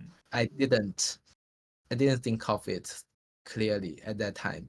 So I was already so lucky the entire day because all the matchups I had were kind of like not so difficult. But actually, for example, if you ask me what kind of matchups are difficult, I don't Mhm. know because I'm also kind of new to this improved version of my team, and Mhm. it's like I really like it, and I believe it's very very good and interesting and unconventional enough for people to come up with an idea to counter you. Mhm. I don't think, for example, before this regional championship, um, is there anyone who would like consider a matchup against Ting Ludo or Shadow Rider? I don't think so, right? But Right. yeah, so that's a huge advantage for me. Mhm. But maybe it won't be for anyone going to UIC, for Yes, I example. think it's very on people's radar now after they saw how well it can perform. And I just Yeah. wanted to make sure people know about the what you like. I think it kind of ties back into what you said before with the team report. That Runation down on the Roaring Moon, and then with the Stealth Rock chip, you would have put Roaring Moon into a position where if Shadow Rider ever takes a KO and gets +1, after all of that chip on Roaring Moon, it always Yes. dies. And but it also can't do the switch in to eat it because it can't eat the second one. Yeah, exactly. I should have seen that, but I didn't. So Justin also deserved that win. He Mhm. also played so well in the final. So yeah, Yes, really, I've really seen good. the jokes about speed ties too, alongside between the both of them.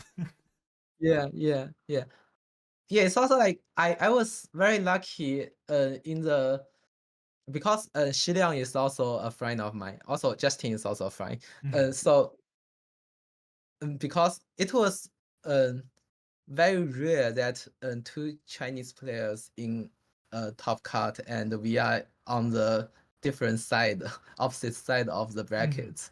It was yeah, we were already very excited to see that, and I was also looking at my matchups and see that there's a way to win, but Mhm. yeah, I just didn't grab it, but I hope I can do better next time.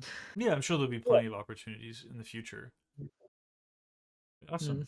Yeah, that was really great to hear from you about all the teams and everything. Was there any other like final or all the matchups, not teams?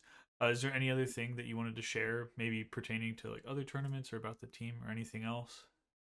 Oh, yeah. So, like, I forgot to mention, originally on this team, um, we didn't have a Centum right on Tindu, and it was actually Taunt, because Mm. Taunt was very good into Among Us. Mm-hmm.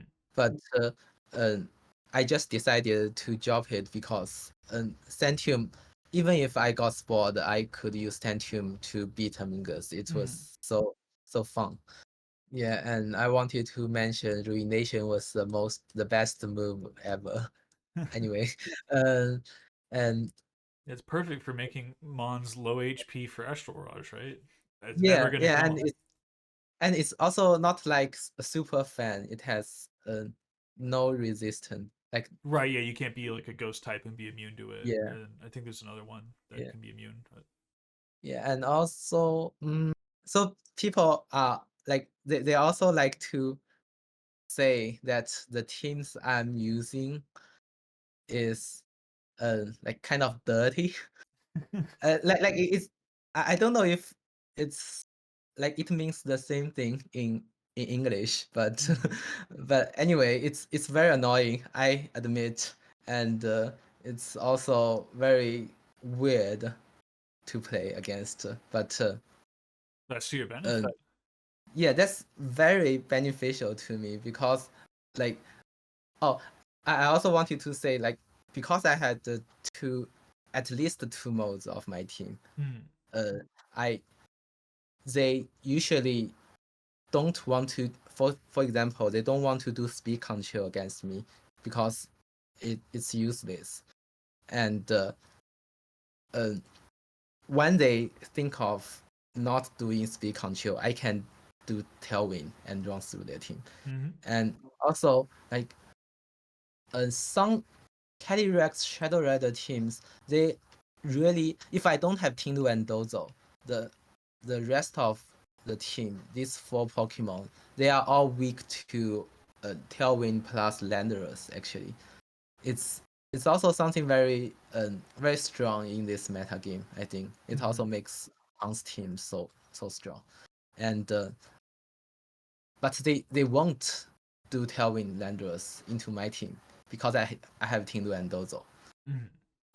So it means like something like that, which were originally difficult to handle, will be easier. And when my Shadow Rider comes to the field, they don't have Tailwind. I can just sweep. Yeah, like I posted the test without a team report last week, Mm-hmm. because I also wanted to uh, like inspire people Mm-hmm. for the GC, because I was very looking forward to seeing like more like this kind of annoying teams in GC. but I don't think many people were using it. I don't know. Anyway, yeah, I and was very heavily considering it, but I did not have a ton of time to like practice and get familiar with stuff. Getting back from San Antonio before the GC because I think we yeah, had like 4 days or something. That was crazy. It's not much time. yeah, that's crazy. Yeah, I also didn't play much GC Mm. myself because I think my CPs are just enough right now. I Mm. guess Yeah, what are you sitting at now? Is it like over I'm 800? like 902, Oh, I think. yeah. Yeah, it's like but so if you ignore my Sacramento record, I had two majors and both top four, which was so many CPs, I Yeah, I think. think it's just 600 from Yeah, those two, just a ton. yeah, I hope it's good for people to watch through. I think it was very interesting to hear about the run and then how you like came about using the team. And I mean, I before I talked with you about it, I didn't even know that it evolved from like Reg C even with that strategy and kind of brought it over to using it with Shadow Rider to take advantage of Grim Nay. So yeah. it's all really fascinating stuff. Oh, I I still have some notes actually. Mm-hmm. Like, us I also wanted to just show a little bit about my original plan to bring Oh, this absolutely. Lunala team. Yeah, so Gavin and I were working on this, and I found it just too risky to use such a team, like size span stuff, and it was very offensive, but it was also very risky to, like, you had to do every turn correctly, otherwise you were just beaten. But it was not something I was looking for at that time, and it was also like when the meta evolves, it was a little difficult to use this team anymore. But Gavin stick to that, and he ended up 5-3, I think, in Mm-hmm. San Antonio. And I just dropped it, and because I came up with the idea that Shadow Rider could use Life Orb, and then I could use Urshifu again, like Whimsicott again, and I could join Urshifu to beat up the normal types stuff. And this was just a perfect choice. I believe it was very perfect. Very nice. I could also talk about my team, like individual monks a little bit actually. I Yeah, go forgot. for it. Yeah, so another thing I wanted to mention was also about the meta game evolution. It's like recently like the balanced teams I mean balanced teams with Shadow Rider and Terrapagos, they are fewer than before, I believe. Mm-hmm. That means uh my team will just like better in that case. But also it's also because I didn't have fighting type, so like I didn't have Urshifu in this team, so it was very difficult to beat some unbalanced Shadow Rider or Terrapagos. But now it's like easier, and also because I found I could like just bring life up, it's just easier for Mm-hmm. me to beat those balanced team. And this team was just like a pretty good meta call for San Antonio because people were not respecting Tailwind Shadow Rider very much, and they were not respecting. Like no one is respecting Ting and Dozo Mm-hmm. actually. Yeah, but also like when people are running Ice Riders a lot and Zamazenta a lot, which were both very nice for our team. Sometimes people might might see I have a tailwind mode here, so they want to match my tailwind, and I usually just go for Tindu and Dozo, and they found that speed control was useless, and then dropped their speed control, and I can do my tailwind in game two. It Mm-hmm. was like I said for my round one, for example, and uh, also sometimes they found grass type is drawn into Tindu and Dozo, and at that time I can also lead Ogapong Mm-hmm. because it's just Ogapong is just also like one of the best Pokemon in meta game. Yeah, Yeah, yeah, and yeah. Definitely like the best new follow me user that they've added in, yeah, and yeah, yeah. those So type synergies are like really yeah, useful. so this kind of flexibility just makes Mm-hmm. this team very strong, I believe. And I um for the um like for the specific spreads, for example, for my Pokemons, um like Shadow Rider, it didn't have much to talk about. It's just a Terra Dark for a mirror matchup, and it's also good into like for example, Graph, they cannot beat you at all. Some Graph cannot beat Terra Dark at all, Mm-hmm. and I used to have Pollen Puff actually instead of Substitute, but I think Substitute is better here, and and Tinglu, I I guess it's not very obvious what these spreads are coming from. It's actually I did a little calculation Mm-hmm. that considering its ability like boost for my special attack, special defense, and I if I treat defense like physical and special defenses as like a one v one, like 1-to-1, Mm-hmm.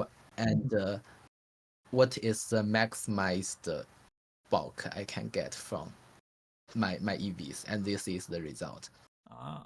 And Dozo is similar, but Dozo's special defense is just too low, so I had to maximize it. Mm-hmm. And this 12 attack was actually uh, it's not so important, but it gave you a little more like uh, possibility to knock out, for example, Incineroar. But I also mentioned that it's not so important because you don't want much knockout from Dozo.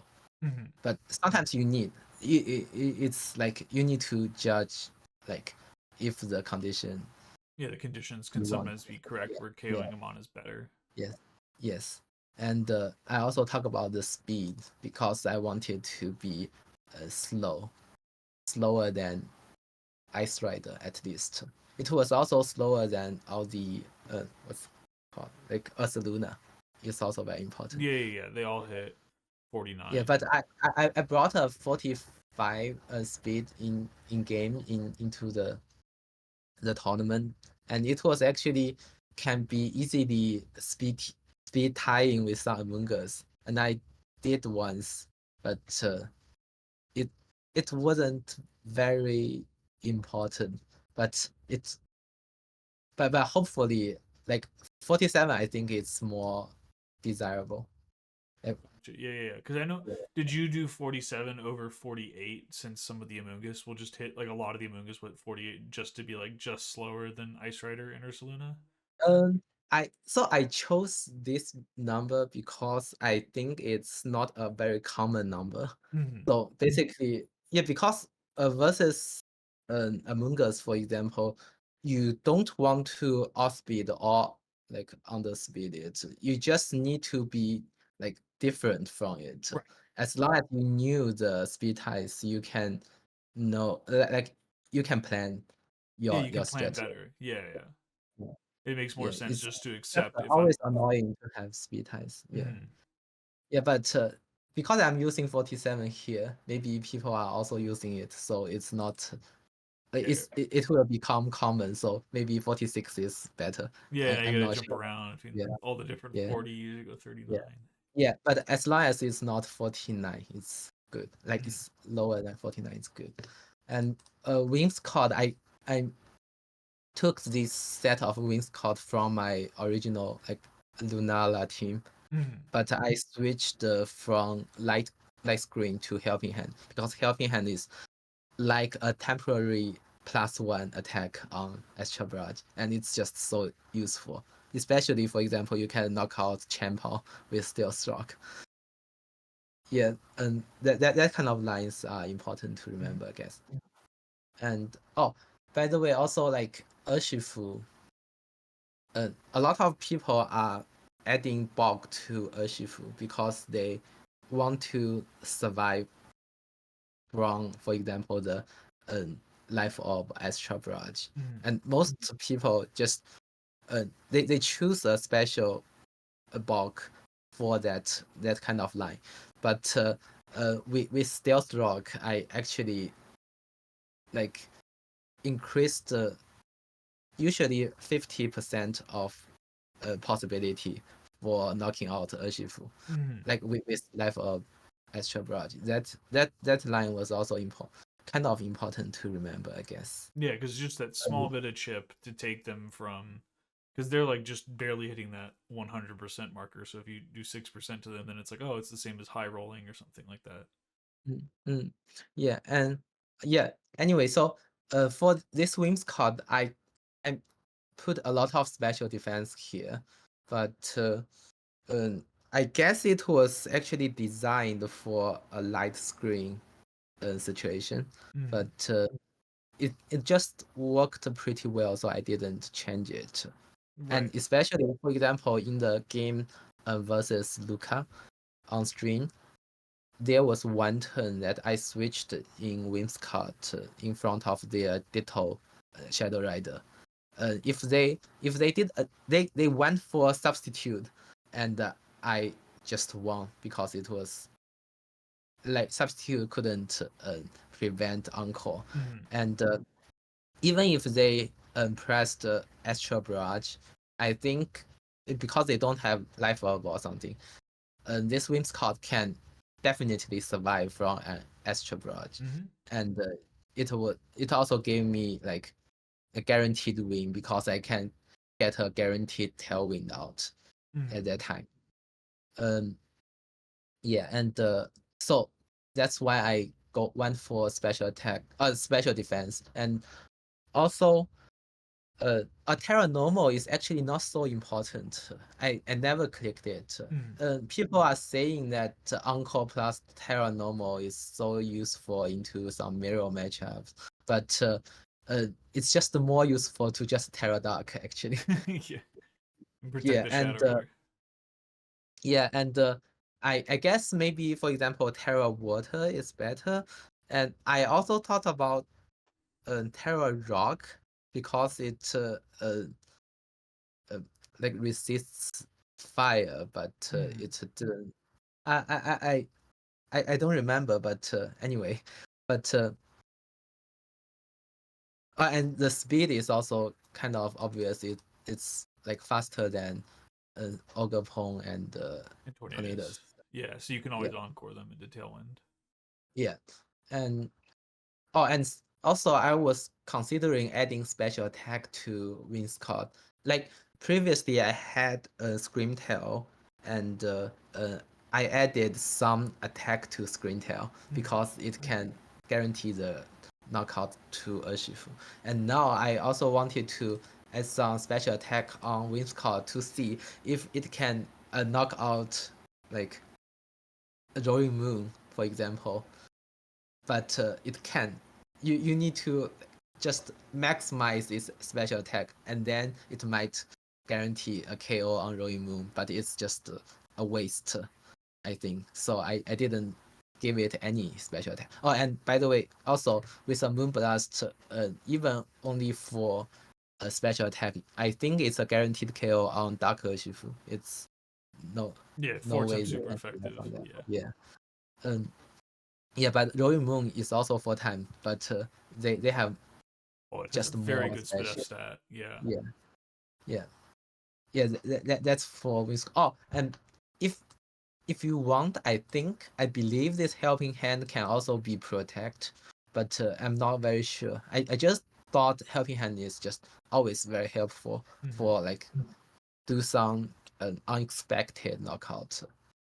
And Ogapon, I like my previous Ogapon was actually this kind of uh, threads. Uh, the max HP and 76 defense is just for the Scarf Urshifu. It's 15 over 16 possibility to survive from a Terra Water max attack Urshifu Surging Strike. But and and we didn't need to be too fast, so we just hit 143 speed, and the rest were on attack. But for this team, because I think I need to play some tailwind, like tailwind mirrors.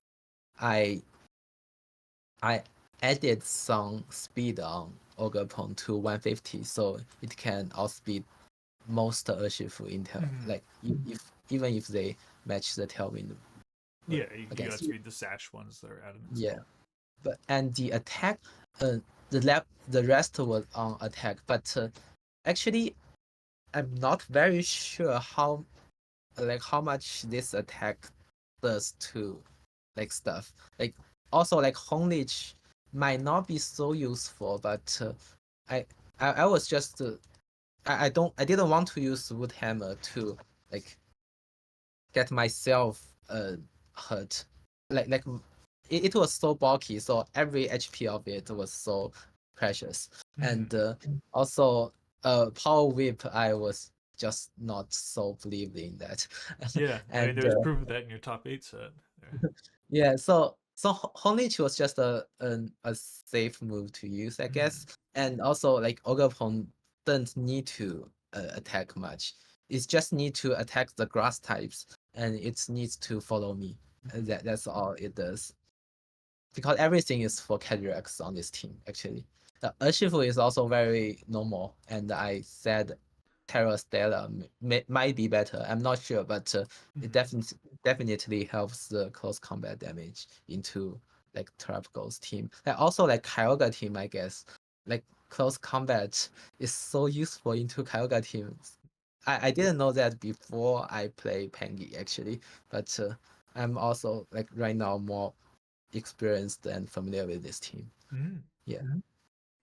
Uh, well, I guess we will call the team report or interview concluded from here. So yeah, thank you so much for taking the time to do this, Dawei. I really Thank you appreciate so it, and I hope that everyone else appreciates it a lot too. yeah, me too.